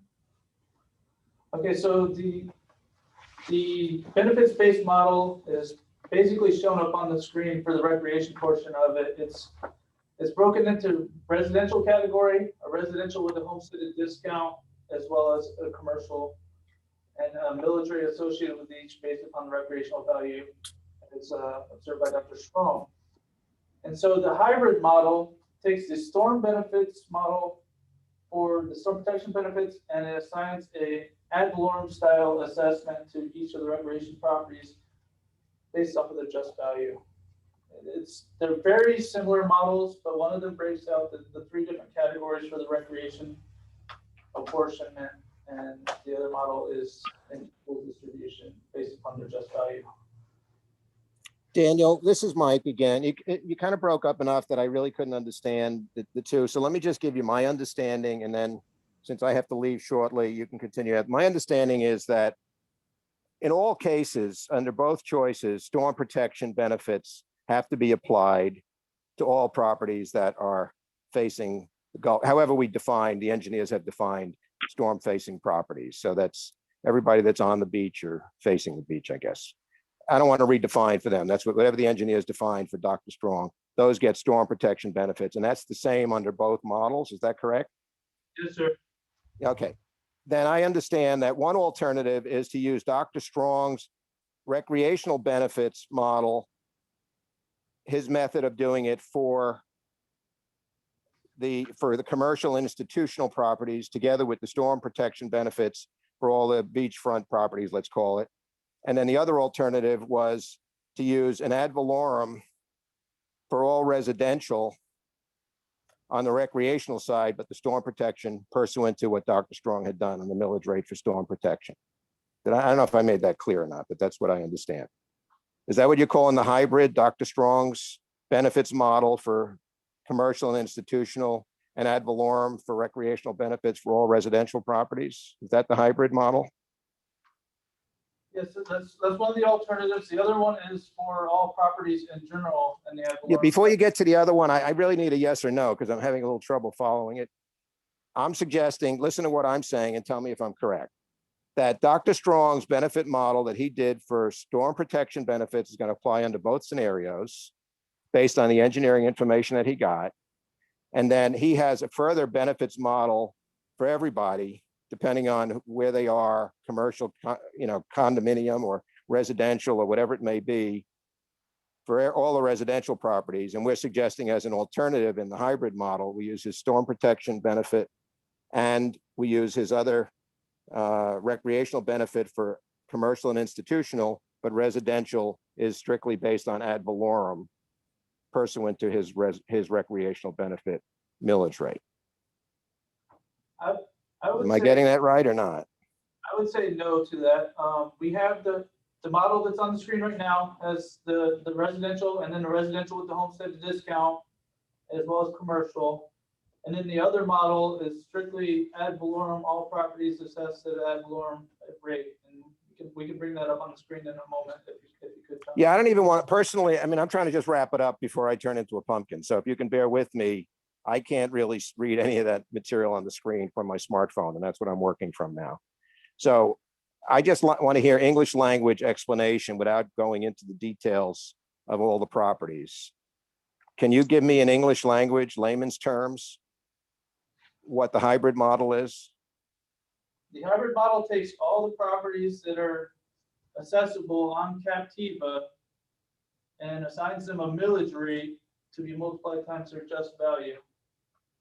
That's With no storm protection or recreational benefit.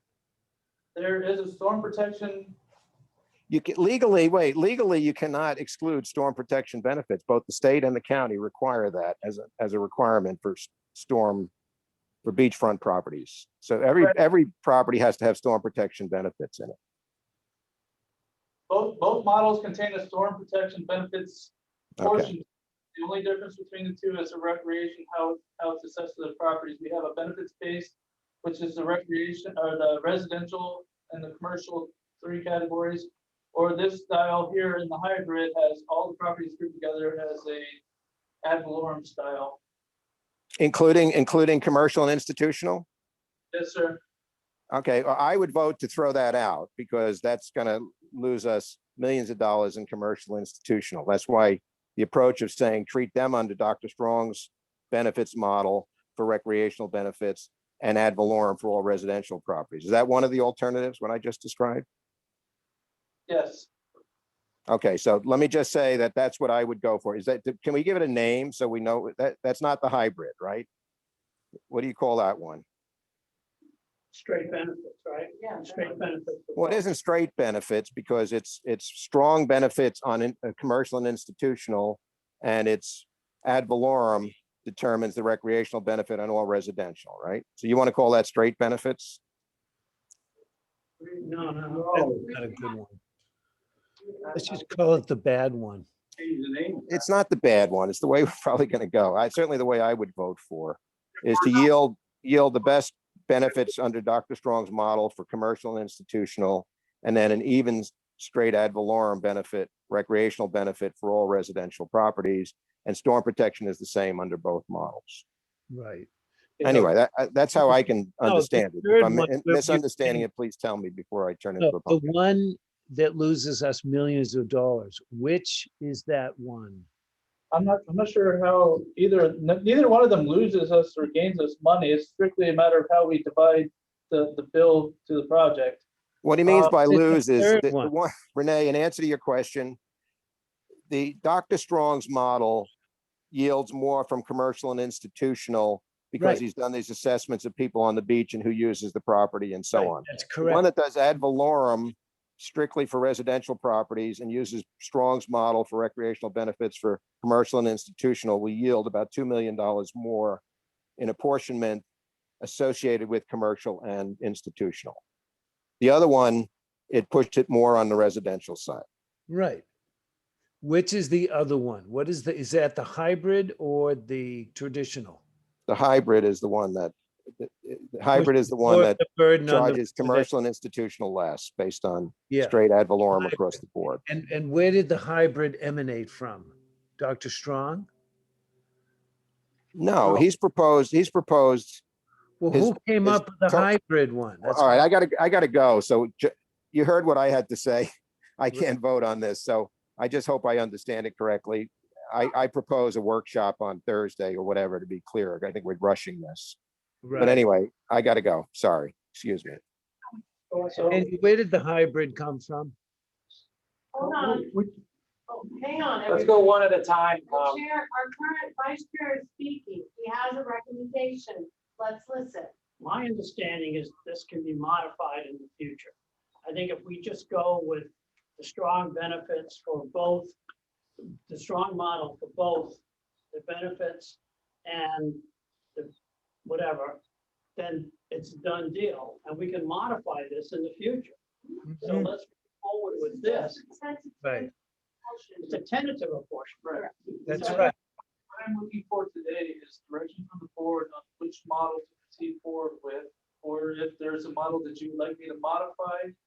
Say, The if simpler the you better. want to. if you I want to go with the simpler the better. So you do not want the hybrid model. No, I don't. No, Why I are you? don't either. This The is- traditional one, and we can tweak it like John You're just right. recommended.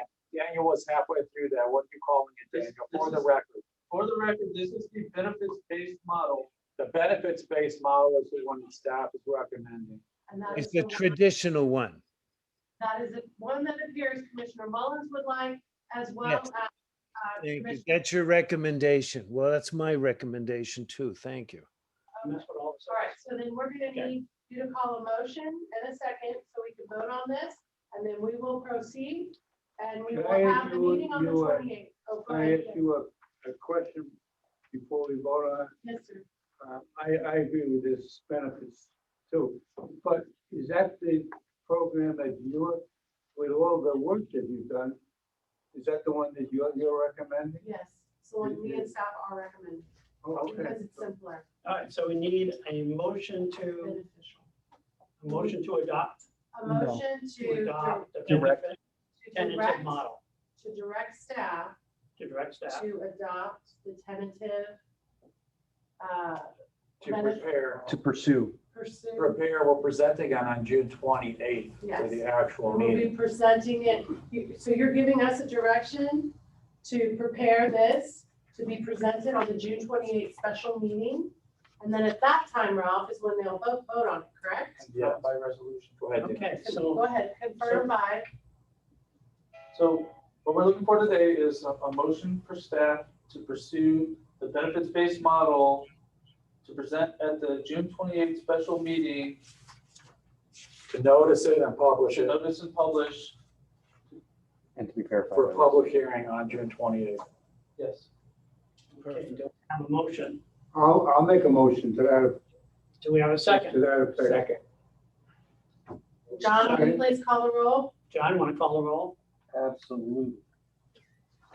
Vice Chairman So Silver, we all agree. Yes. Secretary Kaiser, Yes. Treasurer Pyle, Yes.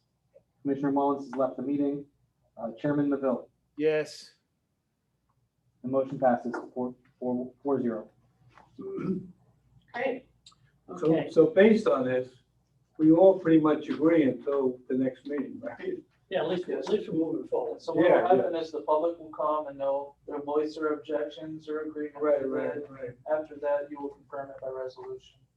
Great. Just a point of information, have you received any solicited or unsolicited comments from Captiva residents as to which their preference is?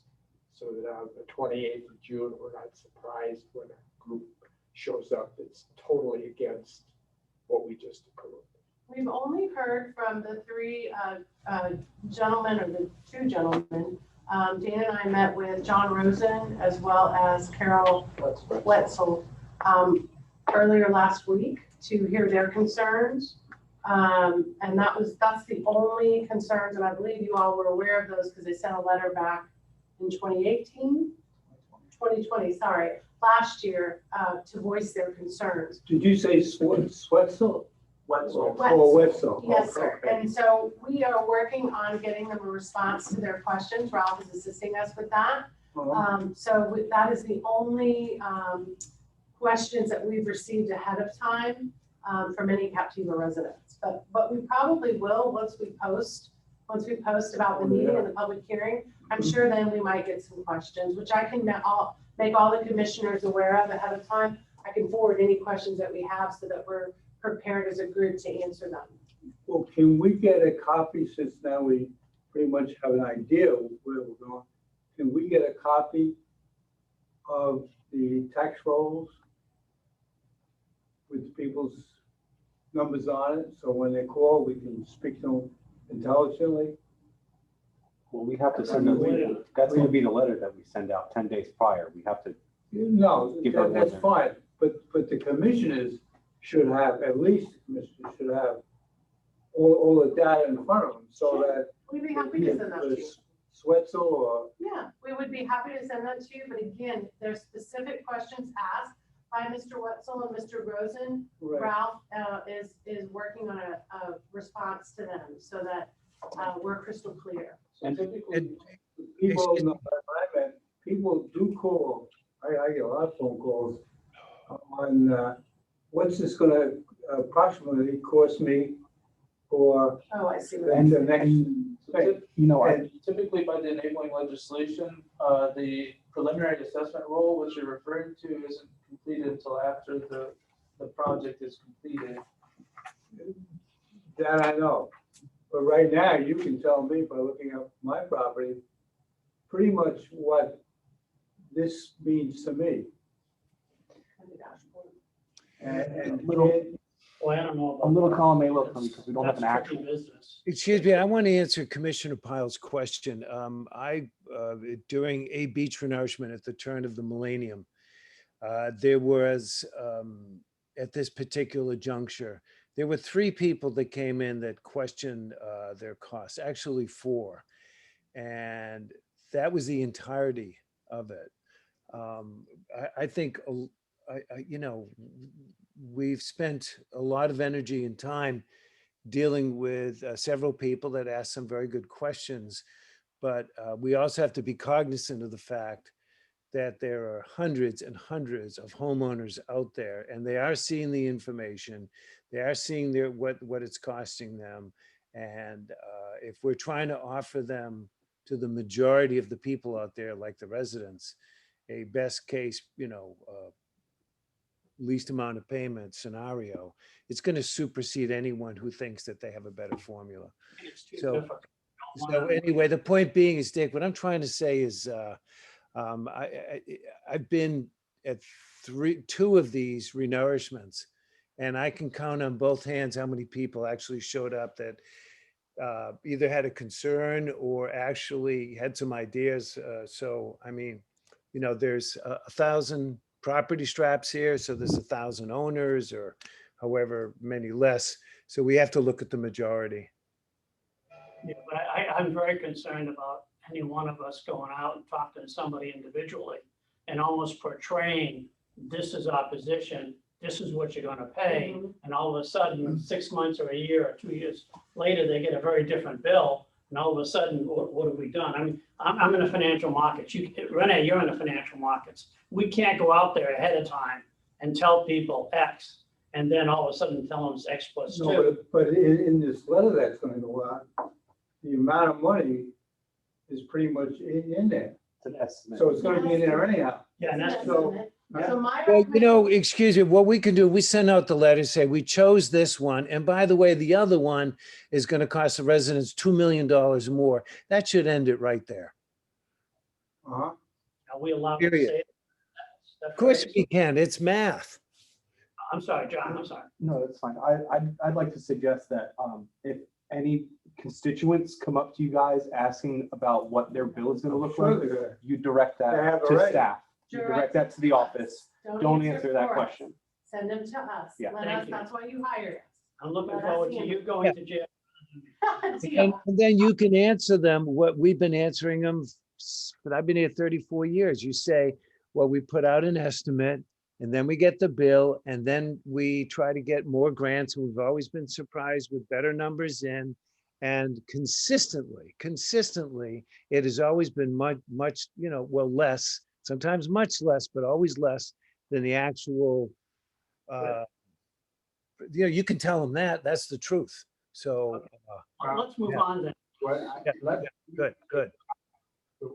And Mike is crystal clear on that about, Bill Strong's original traditional method, that if we lean on the institutions to get it the other way, you're going to hit the taxpayers for an extra 3 mil.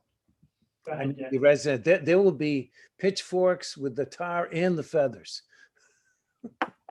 We'll send them over. Okay. Early on, when they started talking, a few months back about renourishment and the costs and whatever, I had somebody who's very knowledgeable, watches things very closely. And he said, well, my taxes for sure are going to go up 30% for the beach renourishment, because you're talking about a $30 million project compared to an $18 million project in the past. And and I said, well, that 30 million is just kind of out there, but we're going to try to get it less. But it's not going to cost So us 30 million. it seems to me that since the cost is going to be about the same as the last time, that the taxes probably are not going to change that much for the average owner. The other thing I want to say is so many more of the properties, especially the high-end properties, are owned for rental purposes. Correct. And my sense is that those owners could care less I know. whereas Harry, you're sitting there, you're not renting your property, so it impacts you. Yes, And if it went up 30%, you probably would have a fit. I have, yes. But excuse me, Dick and Harry, that with this traditional proposal, the people that are homesteaded pay less because of that. So, I mean, everything is locked in pretty good. All right, So Dan, for example, if the house next to you, Harry, rents to Kingdom Come, and their assessment is, let's say, $20,000, and your assessment, your pre-assessment is 20 grand, not pre-assessment, but your technical assessment is 20 grand, but they say, oh, homesteaded, you're at 10 grand now. okay. I hope you understand all that. I mean, I hope that was pretty much discussed multiple times. Sure. So I'd like to clarify, because I've heard it mentioned a few different times, that no matter which model we chose, we're still getting the same, or still taxing the citizens the same amount. In this instance, I have on my screen, it's not shared up there, unfortunately, at this moment. John, if you can go back to the full benefits model PowerPoint screen so everybody can see what I'm talking about. And this is the one we adopted, correct? Correct.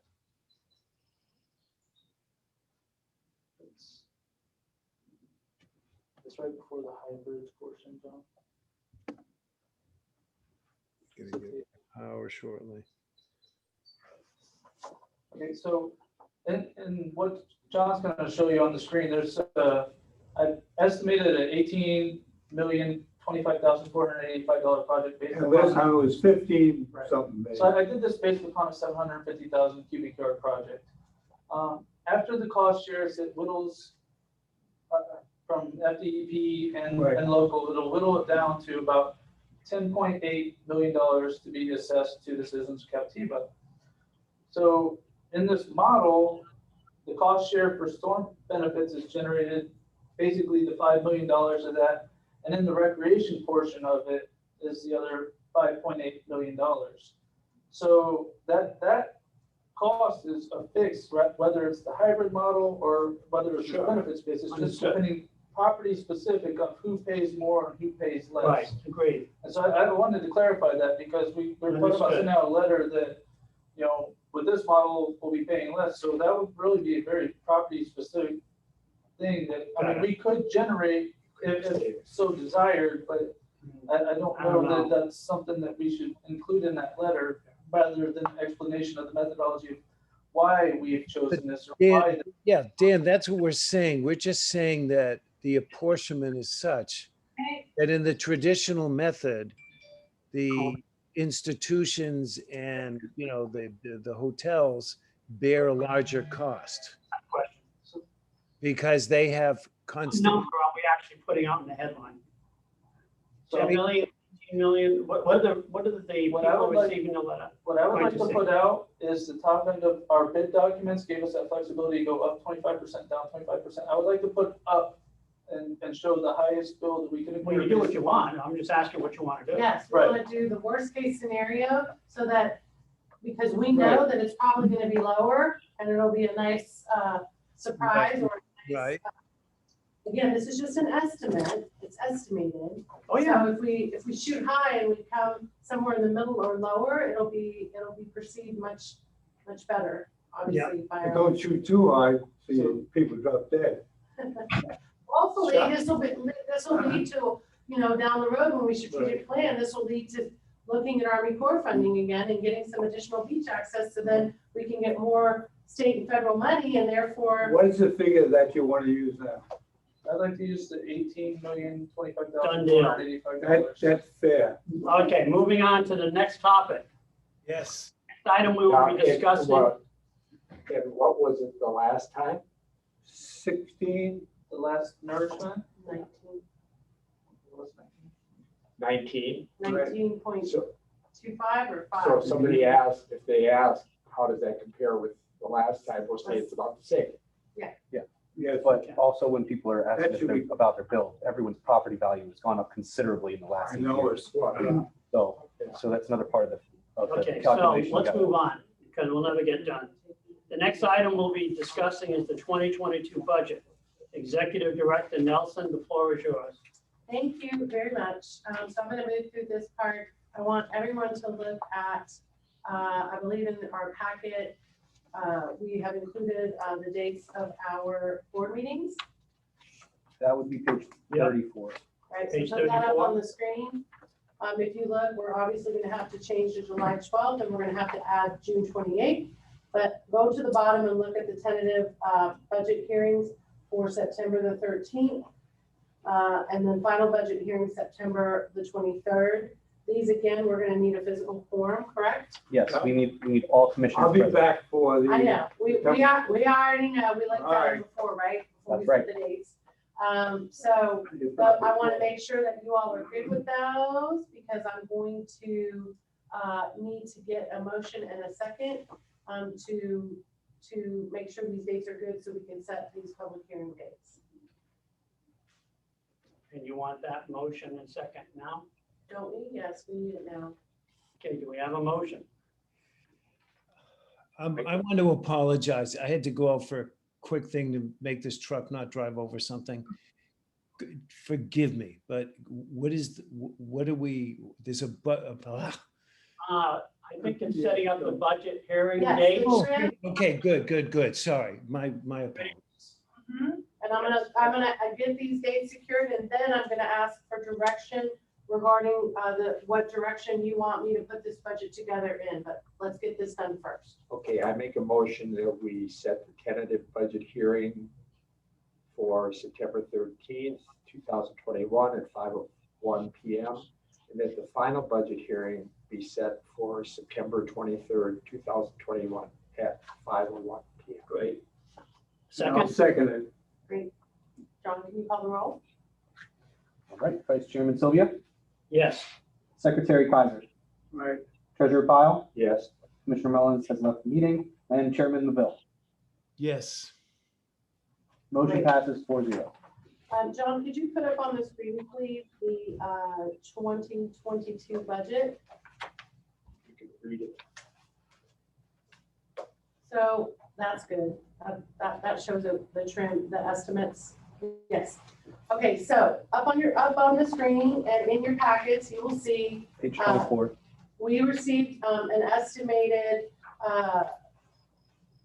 Taxable value. thank you, sorry, professional brain, taxable values. We received that on June 1st from the tax assessor's office. Property Unbelievable. assessor's office, yes. Property values have just increased everywhere. So, That's so they can raise our taxes. I just wanted. Without raising them. well, I'm glad you brought that up. So with that said, I wanted to get some direction from you on which budget you would like me to prepare. That is awful. What? Based Charging. No, you want to do, changing of the millage rate, if you want to do the rollback rate, or if you're looking at, prior millage rate. I kind of wanted to get some direction. So if you look here, if we go up to 1 mil, that will give us our budget. If you go over, that's our increase. You see our percentage increase. And then you look at the budget that gives us. If we looked at 0.4943, that gives us 13.5% increase. If you look at the 0.4494, that gives us a 3.22% increase. And then if you look at the rollback rate, that gives us almost a decrease, of almost 1%. But you look over and you'll see that's the budget numbers that we'll be working with, depending on which direction you all as a board would like to go. So what is the purpose of this budget? So this is our general budget, our annual general budget. Right. And this is what we have to set in for the trim hearings. This budget runs everything but our capital. So capital being beach nourishment projects. This is mainly administrative costs and expenses. Mainly The your parking lot expense. the parking lot is not included in this budget. No. Right, our expense, contractors. Half of wages and salaries Yeah. are in this budget. Right, and we asked Jason Smith, did you put that up on one of the slides? The proposed budget he sent to us? Yes. We asked our CPA, Jason Smith, to put together kind of a preliminary of what the budget would look like based on, was it the rollback? The rollback. Hold on No, one the second. Oh, here we go. proposed. Based on our proposed. So Is that this the is a general majority? fund budget. This is our general fund budget. And this was based on 632,000, let's see, proposed. So if we went to the rollback rate, do you have that up? You don't have And that. the rollback rate is 660. Yes, thank you. 662,000, which would be the whole budget, proposed budget. And that would be a decline from last year. Correct. And if you, Well, wait a minute, is that reasonable?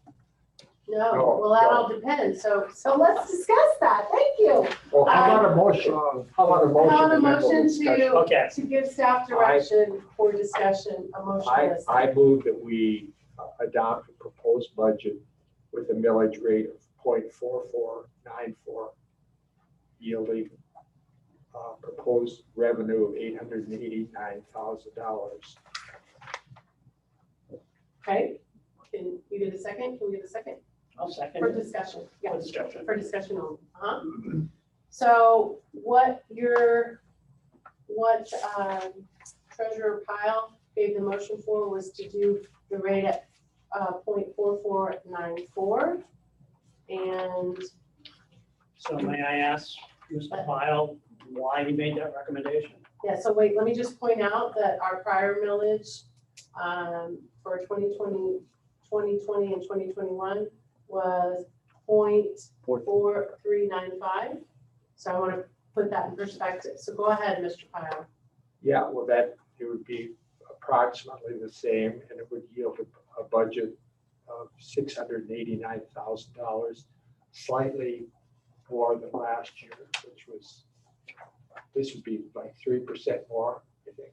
3.22%, yes. A slight increase, and it also still includes the discretionary amount of $100,000 for sea level rise projects that may develop in the future. So it's a generous budget. It covers half of the compensation issue, and I think it's fair for people to look at.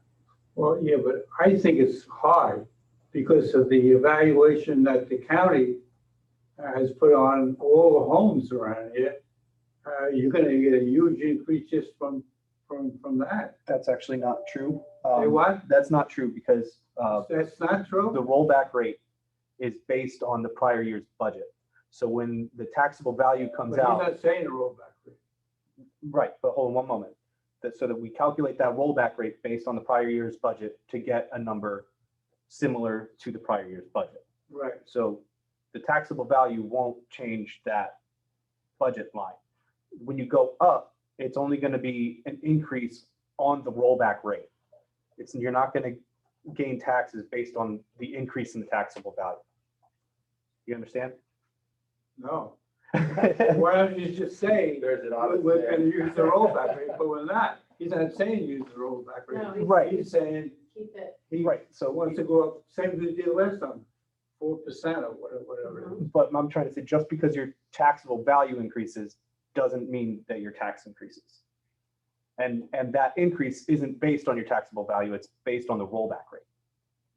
Well, my This actually- understanding, this- Dick's comment is that the total amount, I thought it was 689,000, is that right? Yeah. Is an increase of 3.2% On the rollback rate. on the amount of revenue from the rollback rate. Is that correct? Yes. Okay. 3.2, that's barely covering inflation, pal. Right. So Okay. so the So way you that people live works. with that? The way that works is the majority rate. Only 3 out of 5 commissioners attend or vote. You can only pass an increase 3.22% over the rollback rate. Right. If 4 people are present, then you can pass a 13% increase over the rollback rate. So we can vote and approve Dick's proposal, Right.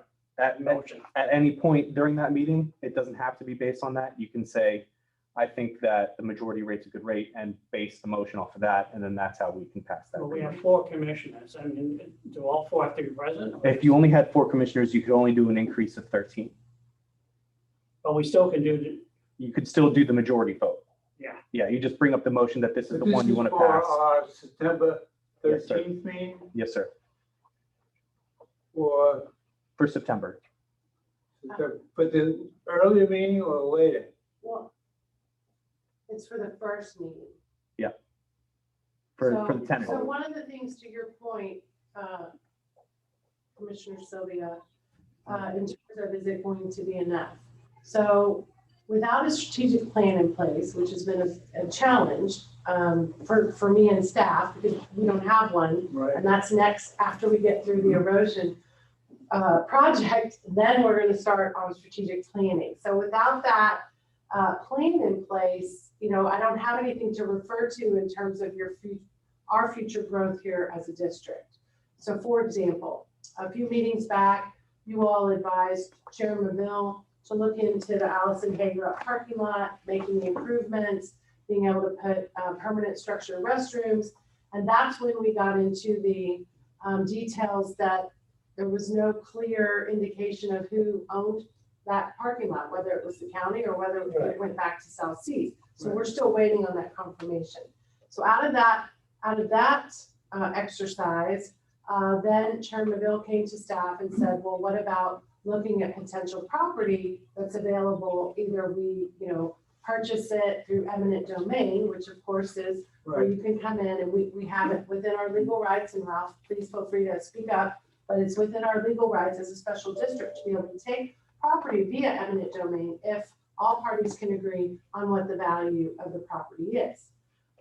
So with those things in mind, plus growth potential, for example, we want to have a much more, a bigger presence on social media and just a bigger presence in general, looking at things like a, community awareness campaign, way to market the district so that more people are aware of what we're doing. Because I know since I've been here in January, excuse me, I've had so many people come and visit and want to see what we do out here and ask questions about what we do. And so to me, I think there's a lot of value in the community awareness type But you campaign. gotta remember, Hey, I'd like to say something. I have my mute button on. What I don't understand, this is Commissioner Maville, What I don't understand is why One was, moment. Go ahead, let Our Kaiser finish. main mission and goal is beach nourishment. Understood. So what I don't want to do is price, and right now, everything is rosy. Sure. You know, money's come rolling in, we're doing a great job, and that's the way we want to keep it. We don't want to start pushing out into other areas where we don't know. I'm from publishing, so you gotta make sure you know what you're doing. And when you're talking the way you're talking now, you're talking about, oh, we may want to add this and this. Well, we got our hands full, as you know, with just the beach nourishment right now. Well, and to that point, Mr. Kaiser. I'd like to respond to his point. I've been politely listening to everyone. Harry, name one publisher that's still in business that had budget meetings that didn't say, we should start investing into social media on the internet. No, we'll just go for more advertising. We have new challenges. We have the reinforcement of the Bayside for, keep the resiliency. We're looking at other aspects. There's all these new challenges. And I think that the staff should have made a presentation to say, if we keep the budget at a certain price, this is what we maintain, like you're saying, Harry. If we want to invest and expand in resiliency, we might want to pay this much. If we want the optical capability of having a welcome center and have more presence on the island, we have to do this. That presentation was not made. We're just talking numbers. So number one, I don't know if it's possible. It's a question. Can we go back to this with some presentations on what we get when we do X, Y, and Z, just like a private equity placement? Dick, you know how that works.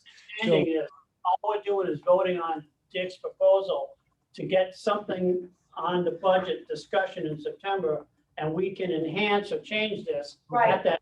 And in the middle of all of this, actually, we can probably do a workshop, Renee, Yeah. where we could put together that presentation. Now, again, it's a little bit challenging because I don't have a strategic plan to go by to see what your growth plan was. And to Mr. Kaiser's point, well, we only are designated to do erosion, but now we've kind of ventured over into sea level rise. That's right. So maybe what we could do, go ahead, Rich.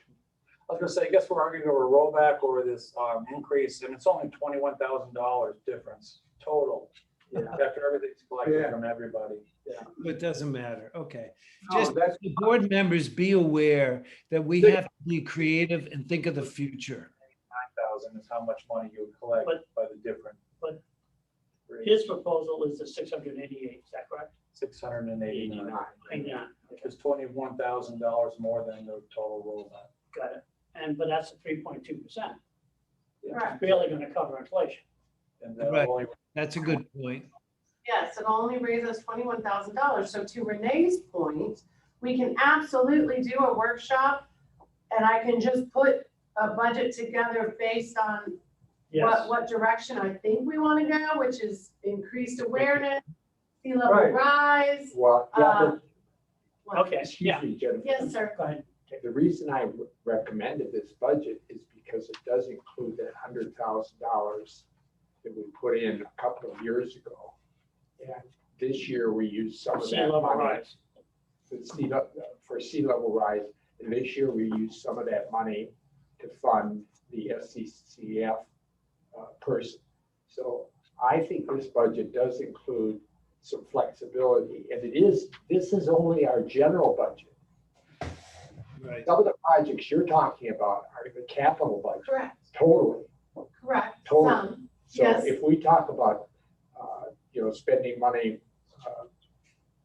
fixing the roadway or the access into there, or if we talk about buying a piece of property, all of that stuff is capital. So this budget that I'm asking to be approved just relates to the general budget. It does not relate to some of these other plans. So do we have a second then? We just We're- motioned. And we're Second? not voting to approve. This Oh. is a Direction. direction.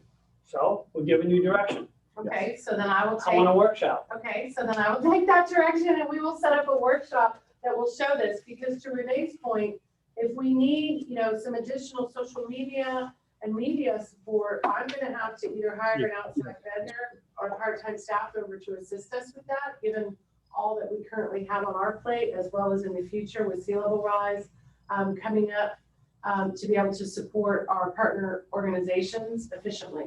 So I'm happy to set up a workshop. I won't be coming You won't be coming? Why?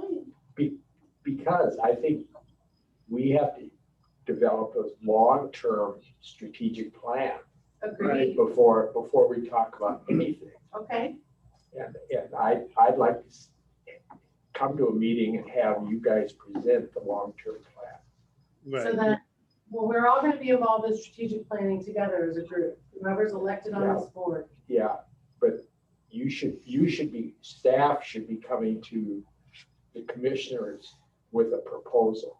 Right. Absolutely. Absolutely. 100%. Dick, are you sure that it's capital markets on the capital fund on if we want to buy a property? I mean, I'm not so sure about that. So Renee, to answer your question, you could levy a tax on the general revenue on the ad valorem budget, and transfer it over to capital. But you would have to also discuss the capital budget in the tentative hearings, Okay. or in the budget hearings. Yeah. All right, Where normally we don't discuss the capital budget at all in these hearings. And I also agree with Dick that we really, Jennifer, the bottom line is we really, unfortunately, are going to have to chew bubblegum and walk. And that is strategic planning is something that should be first and foremost in our meetings. It should be like, the number two thing. The number one thing is the ongoing beach renourishment and how it gets paid. But at the same time, strategic planning, less talk, more action. Guys, come up with some proposals. Even if you're not official strategic planners. I'm not an official stock trader, and yet here I am. Yeah, I'm happy to. School for it, but at the end, yeah, okay. I don't think that you'd have that ready for discussion. Not anytime soon. Next year. Yeah, Let's exactly. wait till the project's all done. Yeah. There are no other issues. Then Okay. we'll talk. Yeah, but you can tiptoe through it. You can throw out some ideas for half an hour. Why can't you discuss the future? We can chew bubble gum and walk at the same time. It's not going to interfere. We're not going to have these long discords on spending 25 minutes on if a board member leaves and how he leaves and when he leaves and should he do this or do that like we did today. 25 minutes, I timed it. It's like, come on. We're not going to have the long-winded discussions. We need to approve the budget in September. This is next year's budget. September 15th. September. Anyway, I'm just being the devil's advocate, Dick, that's all. All right, good. So then do we want to go ahead and approve the motion that Mr. Kyle made, or vote on the motion that Mr. Kyle made to adopt the budget at the proposed rate 0.4? We can't adopt a budget. Okay, We're not adopting. Right. But that's no, giving staff direction Right, to prepare exactly. a budget. So do we want to go ahead and take that vote? That's a motion, right, Dick? Yes. Okay. I'll second it. Call the roll? We've got Vice Chairman Sylvia, Yes. Secretary Kaiser, Yes. Treasurer Pyle, Yes. Commissioner Mullins is left the meeting, and Chairman Maville. Aye. Motion carries 4-0. Thank you. Okay, so the next item, I think, is the change of dates for the trim hearings. Which we already did that. Yeah, we did that a little out of order. Mhm.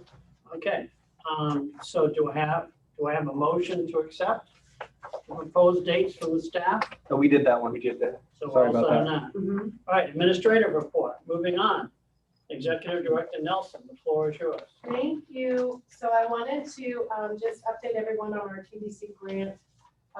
This year, we were We had asked for a capital project to redo the Allison Hager parking lot, as I mentioned earlier, and unfortunately, we were not approved for that.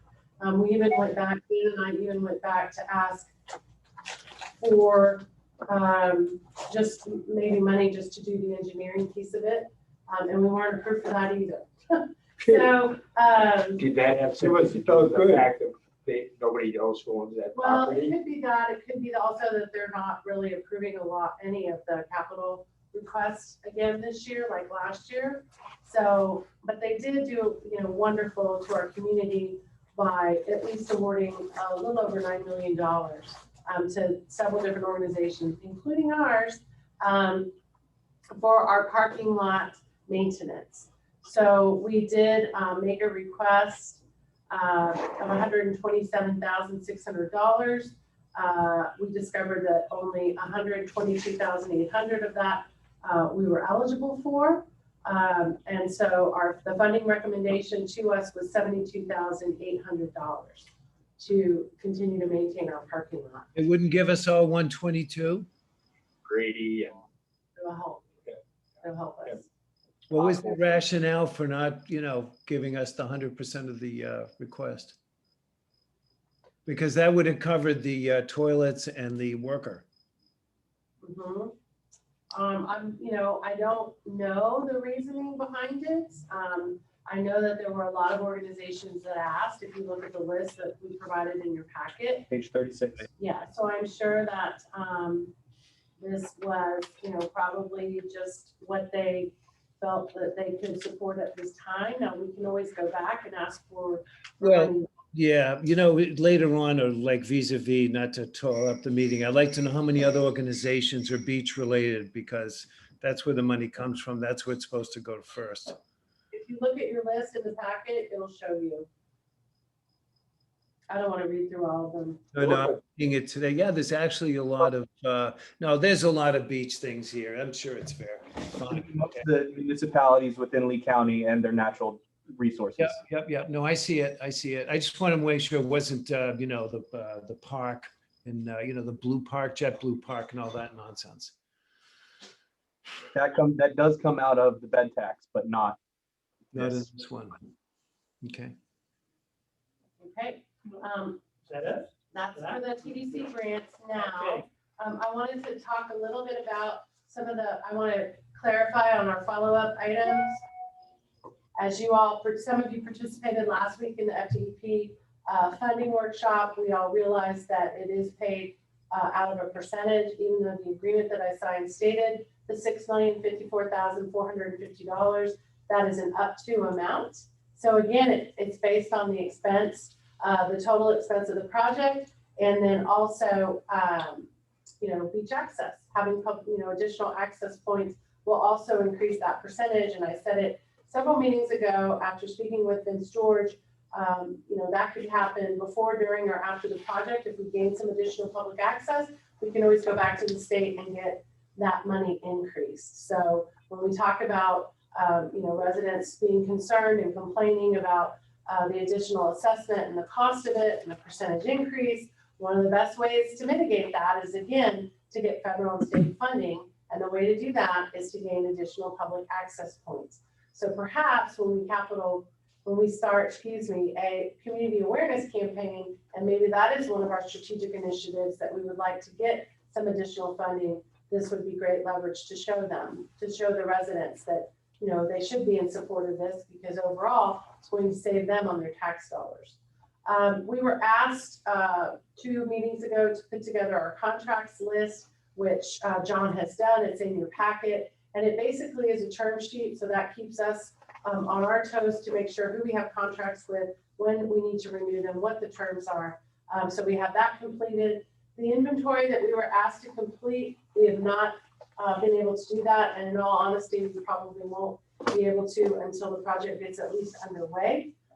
We have been inundated with making sure our timelines are updated, working with the dredgers, securing, confirming and securing what funding we're going to get from who. So inventory will be something that we will pick back up after the project starts, probably late next month, late July. I do need to figure out meeting with the team in Sanibel, and I need to reach out and figure out who I need to meet with to talk about Turner Beach, being able to utilize Turner Beach for some of the equipment mobilization. I need to do that. So now that I have a tentative timeline from the dredger. Excuse me, Jennifer, forgive me for interrupting, but that kind of runs counter to what we discussed and what took place at a meeting about 6 months ago with Judy Zamamra. And it was discussed that as soon as we knew when our project would begin, that you were just being hired at the time, I think, but it was discussed pretty succinctly. And also, I think we had a conversation a few days ago that you would call Judy and say, we got all our ducks in a row.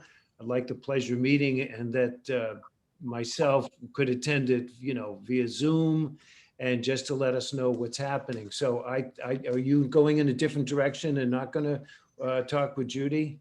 I'm still planning to do that, but I just needed to wait to receive the updated timeline, which we just received. Oh, no, okay, because you said I'm trying to, I got it, I got the impression that you were like, not setting, we had a process, and I thought we were just gonna follow that process. Call Judy, set it up, next. Given that she is retiring or has retired, I need to confirm that. It's So- I thought she said September she's retiring. Yes. Anyway, okay, but bottom line is we can just call, set it up. Thank you. Yes. Sorry to interrupt, but I just, that wasn't what we spoke on, on the phone with, and I didn't want to call you afterwards. I don't have the time. No worries. Trim budget, we already just presented that. So I just wanted to update everybody on our follow-up items. Okay, And- so Judy,